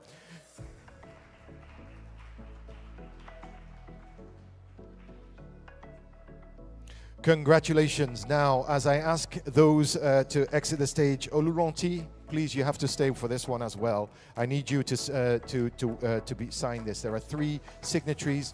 You're one of them. Then you're free to go. Okay.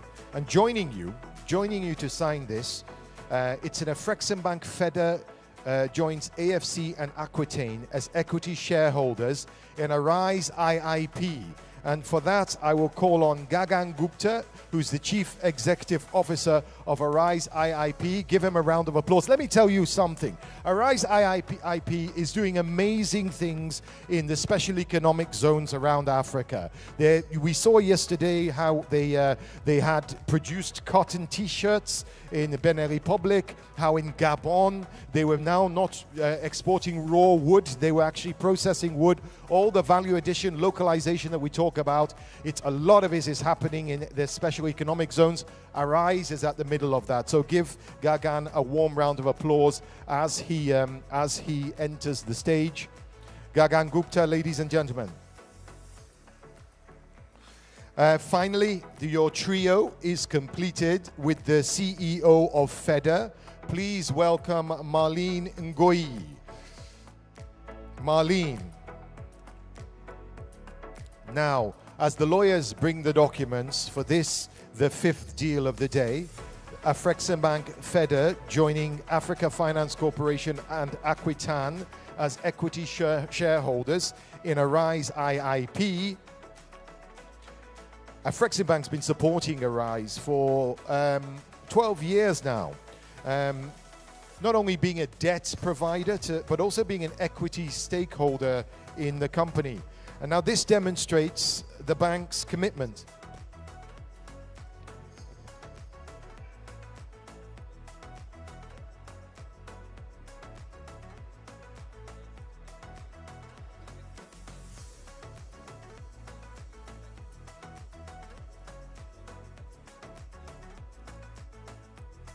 Okay, so this is why they pay me the big bucks, right? Because I'm able to go with the flow. What we've decided to do, actually, there is one person really that should be here. And this is Samaila Zubairu, the president and CEO of the Africa Finance Corporation. AFC is another partner, just like Afreximbank, that's been instrumental in making this happen. This moment is too important not to have him here. So we're going to break and we're going to come back again with Samaila and then we'll sign it. But give them a round of applause as they leave the stage, ladies and gentlemen.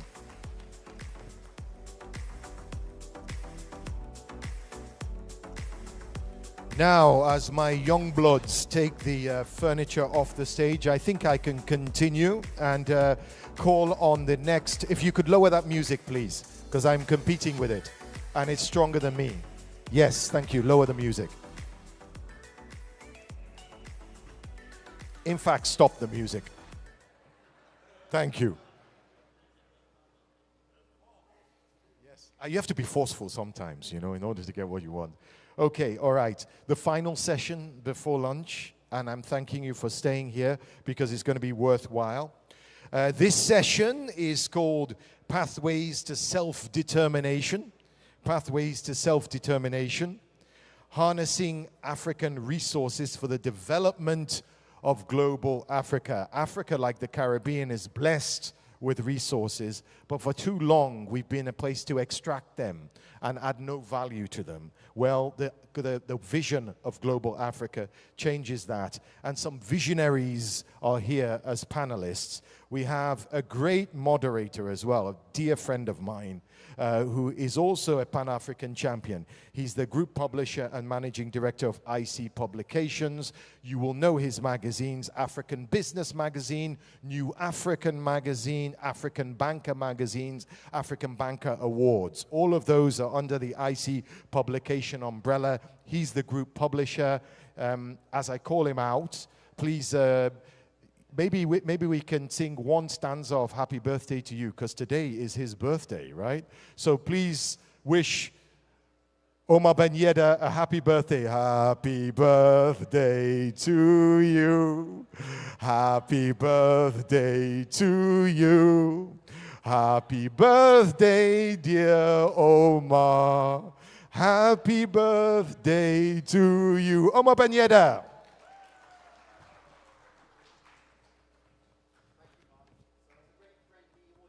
Me, so thank you for that. No, but it's great to be here, and I'm delighted to be moderating the next session. So I'll invite my panelists to join me: Mr. Absi Sanu, who's the CEO of the Commercial Bank of Ethiopia; Mr. Floyd Haynes, CEO New Haven Merchant Bank Guyana; Ms. Marlene Ngowi, CEO of FEDA; Ms. Neka Onyali Ikpe, CEO of Fidelity Bank; Mr. Haytham El Mayergi, Executive Vice President of the Global Trade Bank here at Afreximbank; and Mr. Simon Tiemtore, Chairman of CEO Lilium Capital. Chairman and CEO. You can sit next to me. Thank you. Marlene, great to see you. So we've got two formidable bankers here. Great to see you. Thank you. Haytham. Good to see you.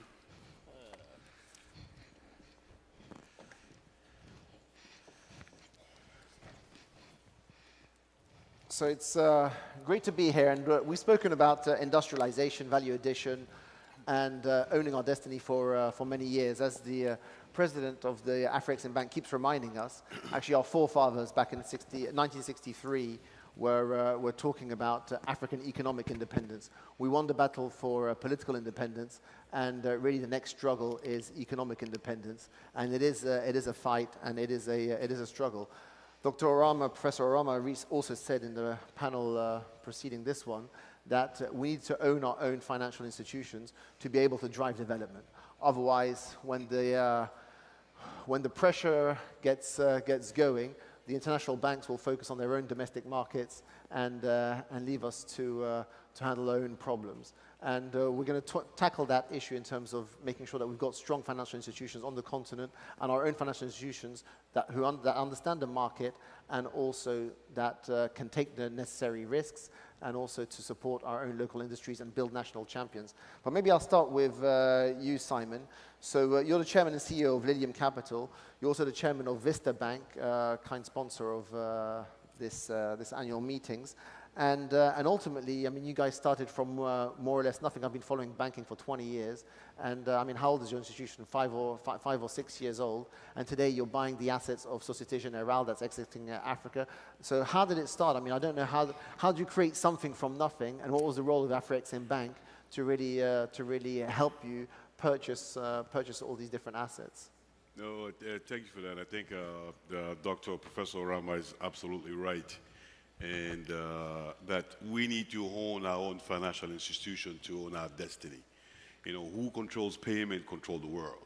Essentially, who control payments and finance control the world. And you know, you do see the banking landscape changing in Africa, for instance, with an exit of some of the major European banks, you know, for regulatory reasons, and they're leaving the continent. That creates an opportunity for institutions like ourselves at Vista Bank to establish themselves by acquiring their operation and expand, you know, do what we call a global expansion to globally connect Africa. And the reason we do so is as we are trade finance intermediaries of Afreximbank. So which means in any country where we operate, we collaborate with Afreximbank essentially to push the trade and the intra-Africa trade agenda.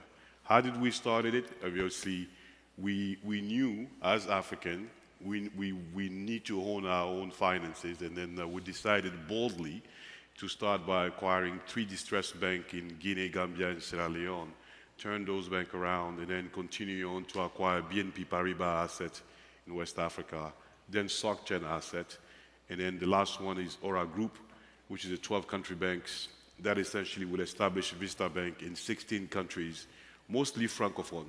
Again, that will enable us to, you know, work with Afreximbank, work with entrepreneurs, work with the private sector, work with countries, focusing on a national economic development plan to provide them with the required financing that is needed in the countries where we operate. But how did it start? I mean, you said you bought 3 distressed assets. So what? So Afreximbank provided you the capital to purchase those banks. Is that right? Well, we didn't start. We started on our own balance sheet. I mean, we partner with another firm called Castle Lake, based in the U.S. Then we bought out the strategy, and then Afrexim was a great support from the beginning by providing trade finance at the time. Then we grew by acquiring BNP Paribas with Afreximbank support. And the transaction that we're doing currently on the SocGen asset and also our group acquisition is done with the support of Afreximbank, where we provide the equity, they provide the debt to enable us to you know, do this global expansion, especially in the continent, because we have an objective to be in 25 countries by 2025. And that is to promote trade and intra-Africa trade and support our countries of operations. Okay, fantastic. So, Mr. Sano, I'd like to come to you. Ultimately, what we saw as well during the financial crisis of 2008, 2009, during the COVID crisis, a lot of international banks pulled out, and a lot of international banks removed ultimately correspondent banking services, which means that there was a massive gap on that front. And Ethiopia, I believe, was also cut off from the markets a couple of years ago in terms of correspondent banking. So what was the role of Afreximbank and other DFIs on the continent to provide that correspondent banking, and how important was it to a bank such as yours?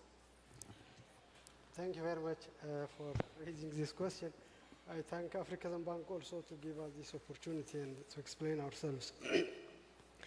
As you, maybe some of you well know, Ethiopia was a little bit disconnected in financial institutions regardless, because we don't have international banks in Ethiopia, but we do have correspondent banking relationship with well-known Western banks. We thought that we have controlled financial operations in Ethiopia, but unfortunately, we later learned that our correspondent banking relationship was dependent on them. So for any international payments for imports and exports, the relationship we had with them was at risk. And then when they didn't want to serve us, they just pulled out, as you have said. And we, in the previous times, we were not much asked for confirmed LCs, and even though the correspondent banks were there, we didn't know much about their importance. But once they pulled out, the requirement for confirmed LCs went high. So it added insult to injury, because they already pulled up the correspondent banks that we have been working with almost 7 decades. And at the same time, the suppliers, our strategic commodity suppliers, started to ask for confirmed LCs.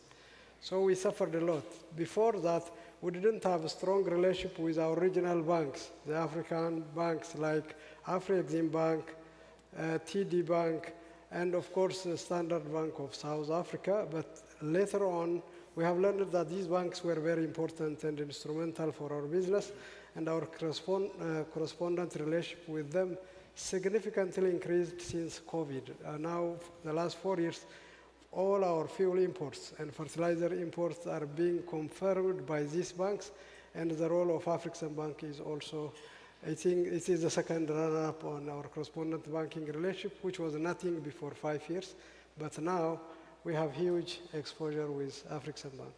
Okay, fantastic. So, and I think, I mean, the title of this session is Pathways to Self-Determination, and unless we own our own capital ultimately, and unless we can offer these services, then we'll be stranded. If I can go to EVP Haytham, so ultimately you're the EVP also for the Global Trade Bank, but what's the strategy from the bank's perspective in terms of supporting the rise of indigenous banks, but also supporting value addition and ultimately the use of our natural resources? So let's look at it this way. We had our political liberation, most of the African countries, 60 years back, 50 years back. The issue is that up till now we're still depending on exporting raw material, raw commodities.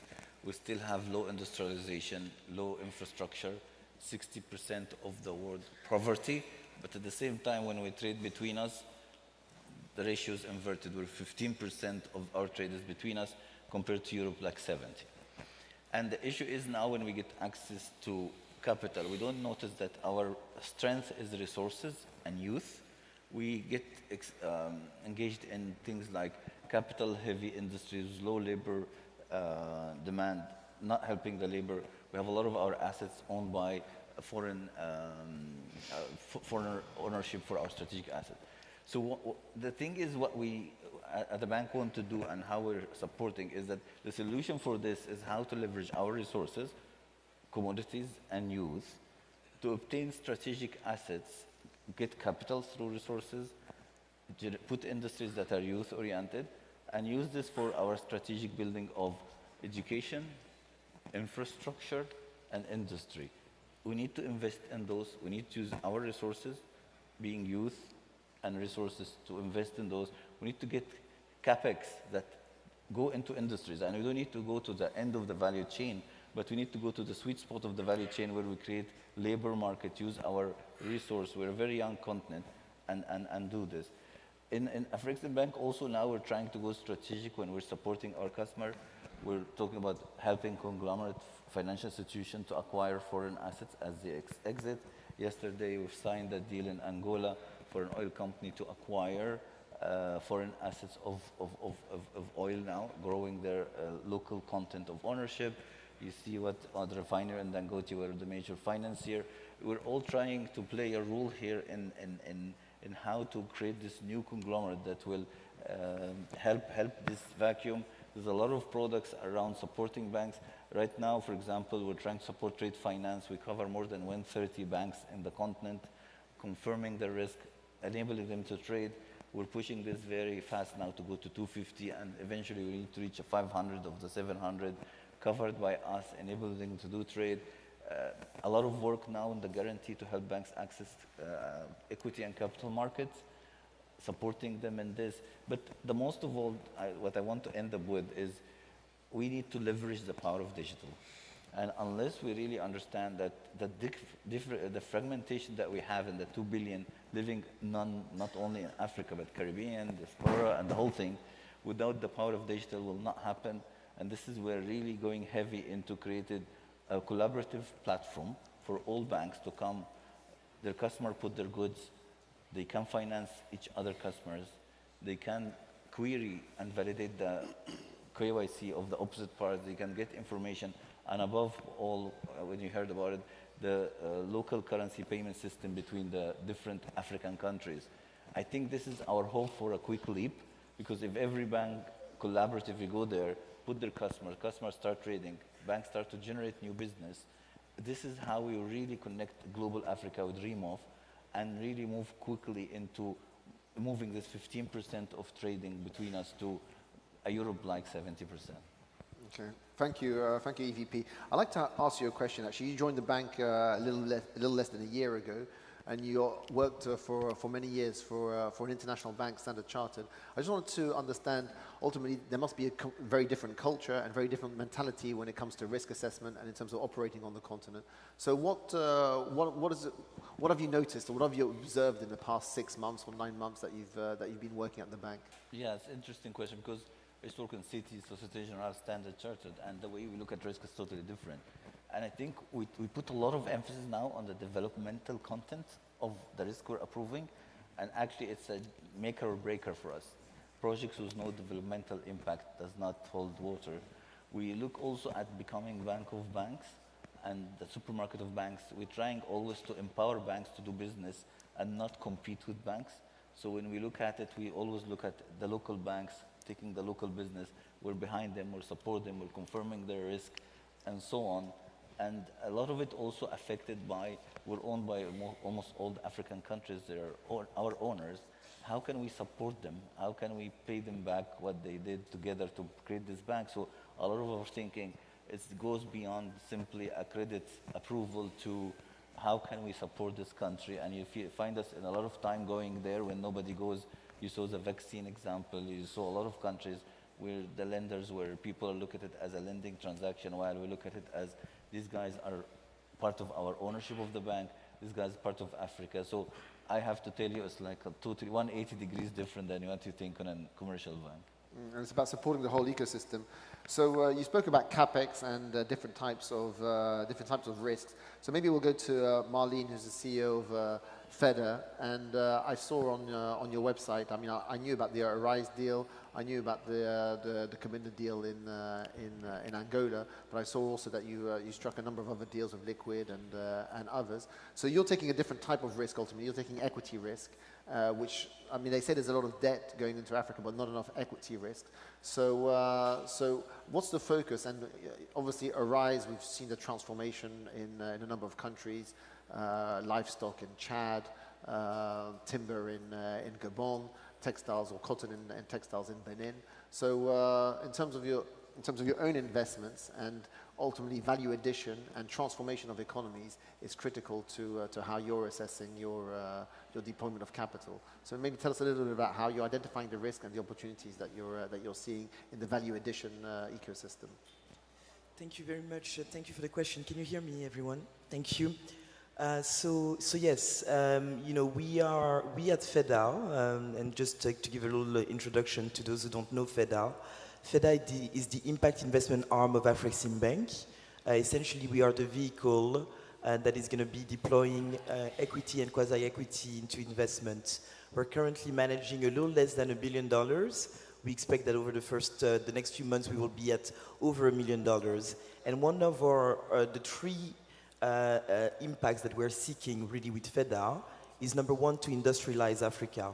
For all of the reasons that the Executive Vice President of Afreximbank mentioned, we need to industrialize Africa, we need to add more value to the raw material and the resources that we have. That's what creates wealth, that's what creates jobs, that's what creates knowledge transfer, that's what gives tax revenue for governments to invest in education, in infrastructure. So it's very important to have that mindset and to no longer export raw material. Another thing that we're trying to do, which is very important, is to trade with each other. As you know, all of the trade routes from the colonial days have been set up in order to take raw material and export it outside of the continent. We now need, you know, post-colonial time of the 60s, we now need to rethink this entire infrastructure to ensure that we can trade with each other. So when we talk about 1.3 billion people and 2 billion people in a few years. The importance of that is to say that's a market. Those are potential consumer, potential customers. They're also potential producers, but you need to have the infrastructure in order to make that a reality. So that's another thing that we are focusing on very much, is to say intra-Africa trade. We are the region that trades the least with each other because of the history that I mentioned.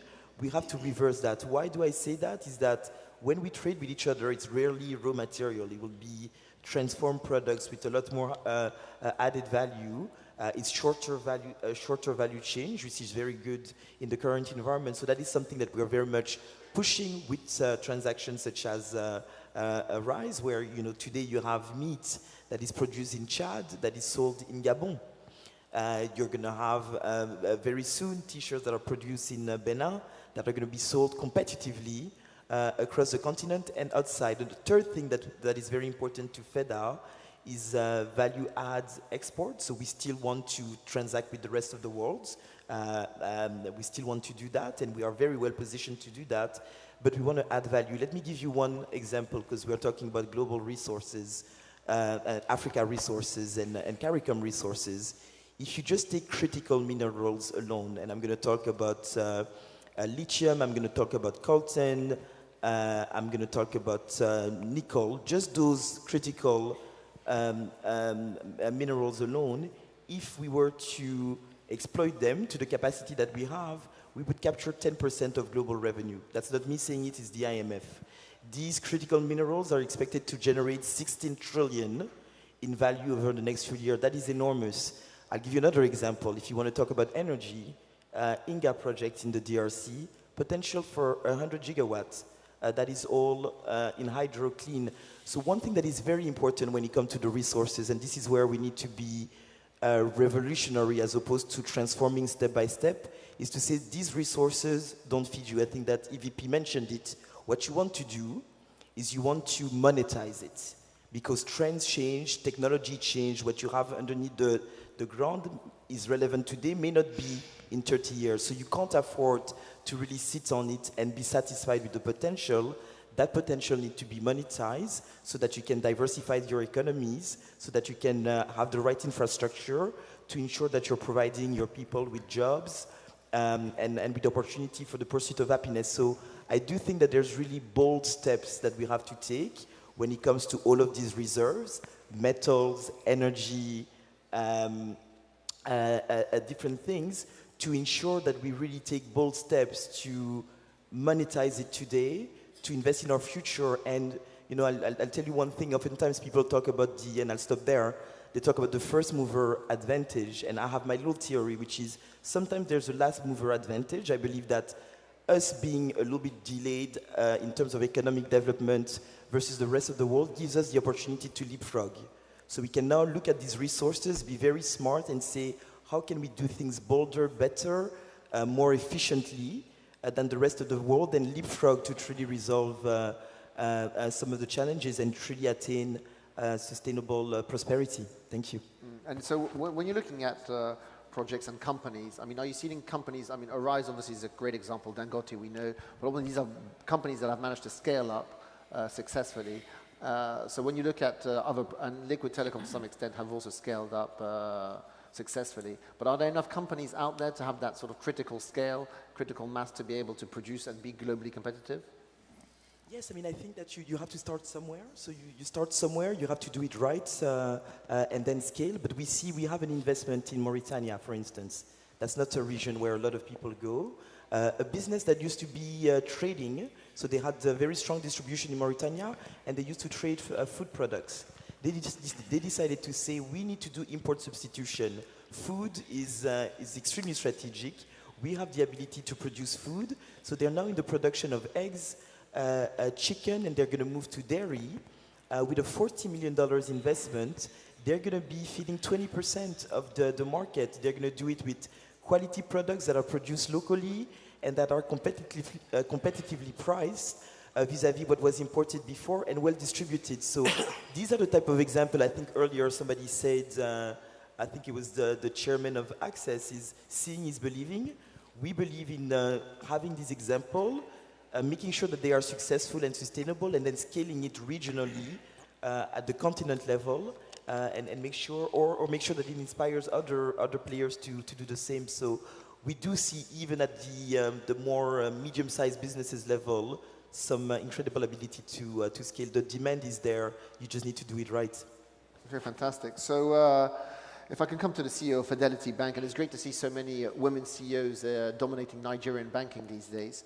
So Madam Neka Nyali-Ikpe, yes. So in terms of your own experience, ultimately Nigerian has, we've seen some giants such as the Dangote Group and others actually. There are many great Nigerian companies, but ultimately there have been also some failures in terms of import substitutions and failed policy. So what's your experience ultimately in terms of value addition and in terms of creating strong manufacturing groups in the country that can also be regionally competitive and regionally important? Okay, thank you very much for the question. And my view on this would be that there's a lot of work that is still very primary. We're seeing a situation where the continent export things in the primary state, and they're not able to get good value for it. So we have been pushing for value addition, and the better way that we thought that could be done is to give them facilities to increase the production capacity and the processing capacity of the companies. We've seen a lot of that in my country, where the exports are next to nothing in terms of pricing, but the moment that the value addition in it, you get at least another 30–40% increment in the prices that come in. So what this does is that we have to, and normally for those kind of facilities, they cannot be commercial rates because these are long-term projects. We actually do get funds for them from the DFIs and banks like Afrexim and the local DFIs in Nigeria like BOI, where they're able to borrow for a longer period of time, like 10 years, to be able to write down the machinery that they need to add value to their products. That's what we're saying. Okay, so what you're saying is the DFIs allow you to lend at better rates and for longer periods? Yes, more like on lending, so that we're able to give them longer-term facilities to play, or else they will not be able to afford them at the commercial rates that we have in my country. Okay, and in terms of you're telling before this panel, we're talking about some of the work or some of the opportunities that you're seeing in the country as well, in terms of value addition and in terms of transforming industry. So maybe you can tell us a little bit about your observations of the actual Nigerian markets and when you see opportunities. So ready, you want to say so? On that front, in terms of opportunities in the Nigerian market, in terms of both in terms of building businesses, in terms of value addition, import substitution. Yeah. What I see, the opportunity in the Nigerian market is a very big market. It's very deep, and there's a lot of population. So we have, in the last couple of years, we've done a lot of work in terms of supporting them to expand their manufacturing capacity. And like I said, these were done through intervention funds that come in definitely for manufacturing and infrastructure development. And it has gone a very long way. Of course, the industry still have challenges around power, around insecurity, and the food problems because of the insecurity in the food production belt. But however, the government is containing all of that, and we have seen major progress in the support that they got from the banks like Afrexim, like BOI, like Nexim, that supported export. Yeah. Okay, fantastic. So Floyd, who's the CEO of New Haven Merchant Bank in Guyana.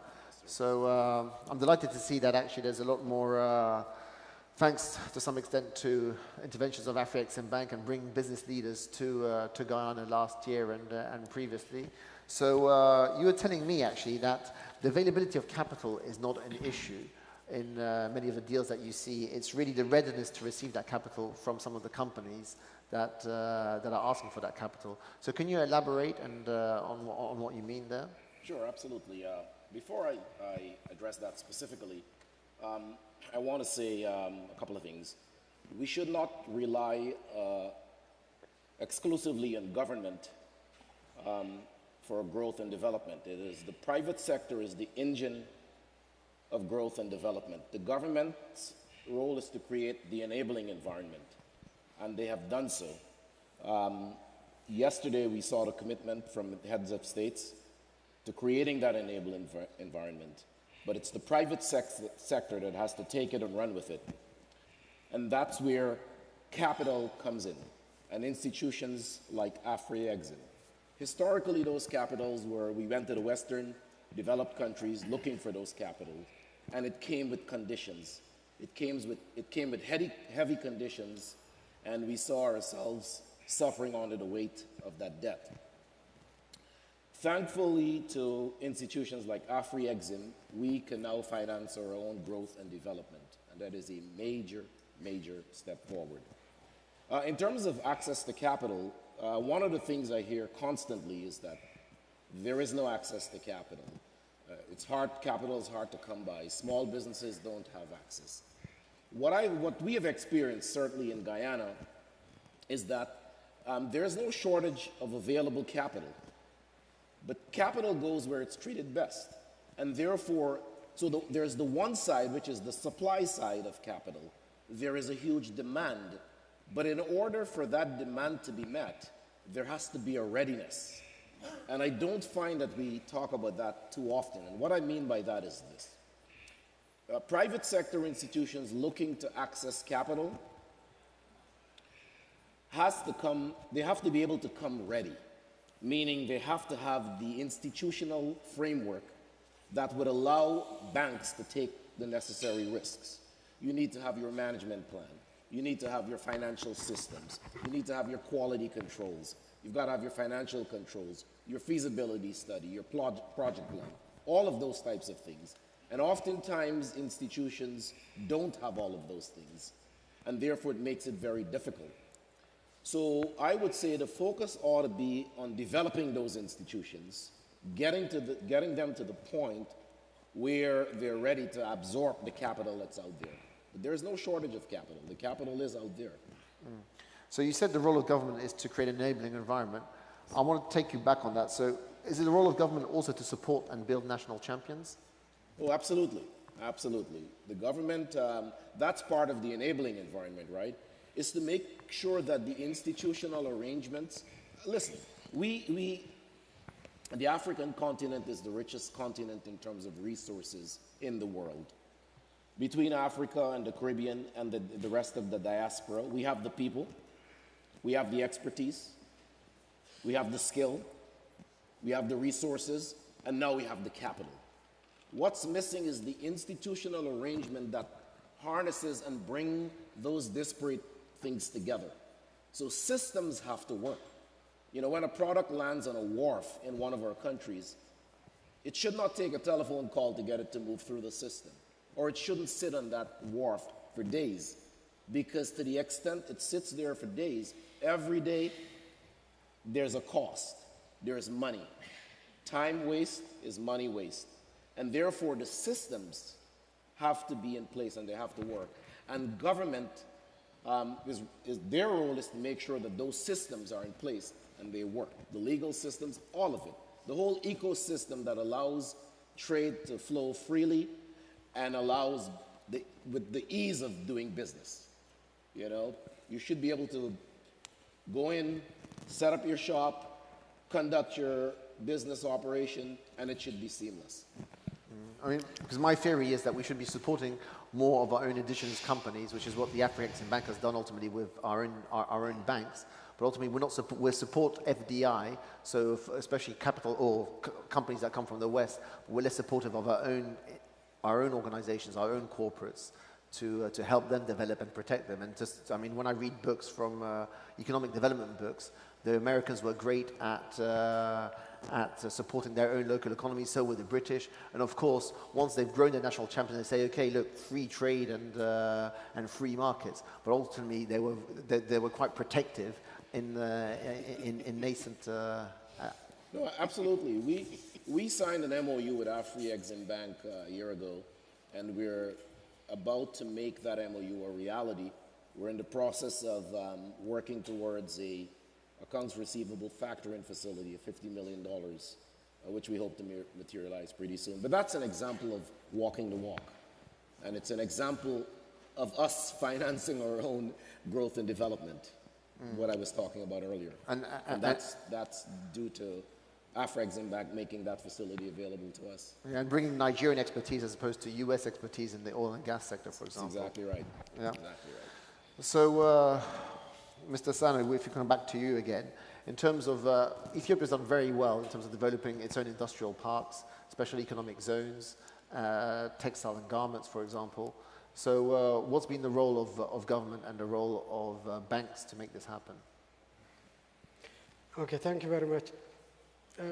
Basically, the Ethiopian economy is predominantly government-led for very long years. So due to this fact, the private sector development was a little bit at low level. The role of government is still very significant. That's why basically many of the industrial parks are being built by the government for the first time. But now, private sector has started building their own industrial parks. So the concept of industrial parks has helped the country a lot because we have limitations on infrastructure and several support mechanisms where if private sector builds the factories at different locations, providing the necessary infrastructure was hard and expensive. So pulling it together helped in several ways, basically on infrastructure service provision, but above all on sharing experiences and other knowledge base and making easy to support from the government side as well. And for the financial sector as well, when we visit them and try to support them, it is very much easy. We can find many industries at the same location. We can also provide banking services over there than specialized banking services for the sector. So the industrial parks have supported the country a lot. So the role of government is really providing appropriate policy for enabling this environment and providing the necessary resources, particularly the land, and of course facilitating the infrastructure like the roads, power basically, which are provided by the government. So the role of the government on this area is instrumental, and the financial sector, of course, for financing is key. And so in that particular case, Commercial Bank of Ethiopia, my bank, has a leading role in the area. And what can we expect in Ethiopia over the next couple of years? You're opening up your market, so you're developing a capital market, you open up telecoms, and you're going to open up financial services. Definitely, the opening up of financial services is in the making. Several directives are being issued by the central bank at the moment, and the new banking law is drafted and being presented to the government for approval. So Ethiopia is going to be very much open, and the market is going to be competitive, and we expect will be more connected to the whole world and in general, and particularly Africa. Africa is unfortunately disconnected because many of our businesses are laid by the colonial borders and the colonial trade routes, and still we are following the destinations that the colonials has devised for us, and we didn't change it so far. That's why Africa is not really connected. In this regard, we need to do a lot. Many of it being talked in the last 2 days, and today we are on the 3rd day. People are saying that we have talked a lot. Probably I have special concern around the communication so far. I understand the desperation of the speakers who are saying we now have to be on action than the talk. But for me, the talk and the actions are not in opposite terms. They are very much related. We have to talk a lot. We didn't talk enough. We didn't communicate enough. I understand the desperation of the speakers. We have to act. We have to equally act and talk.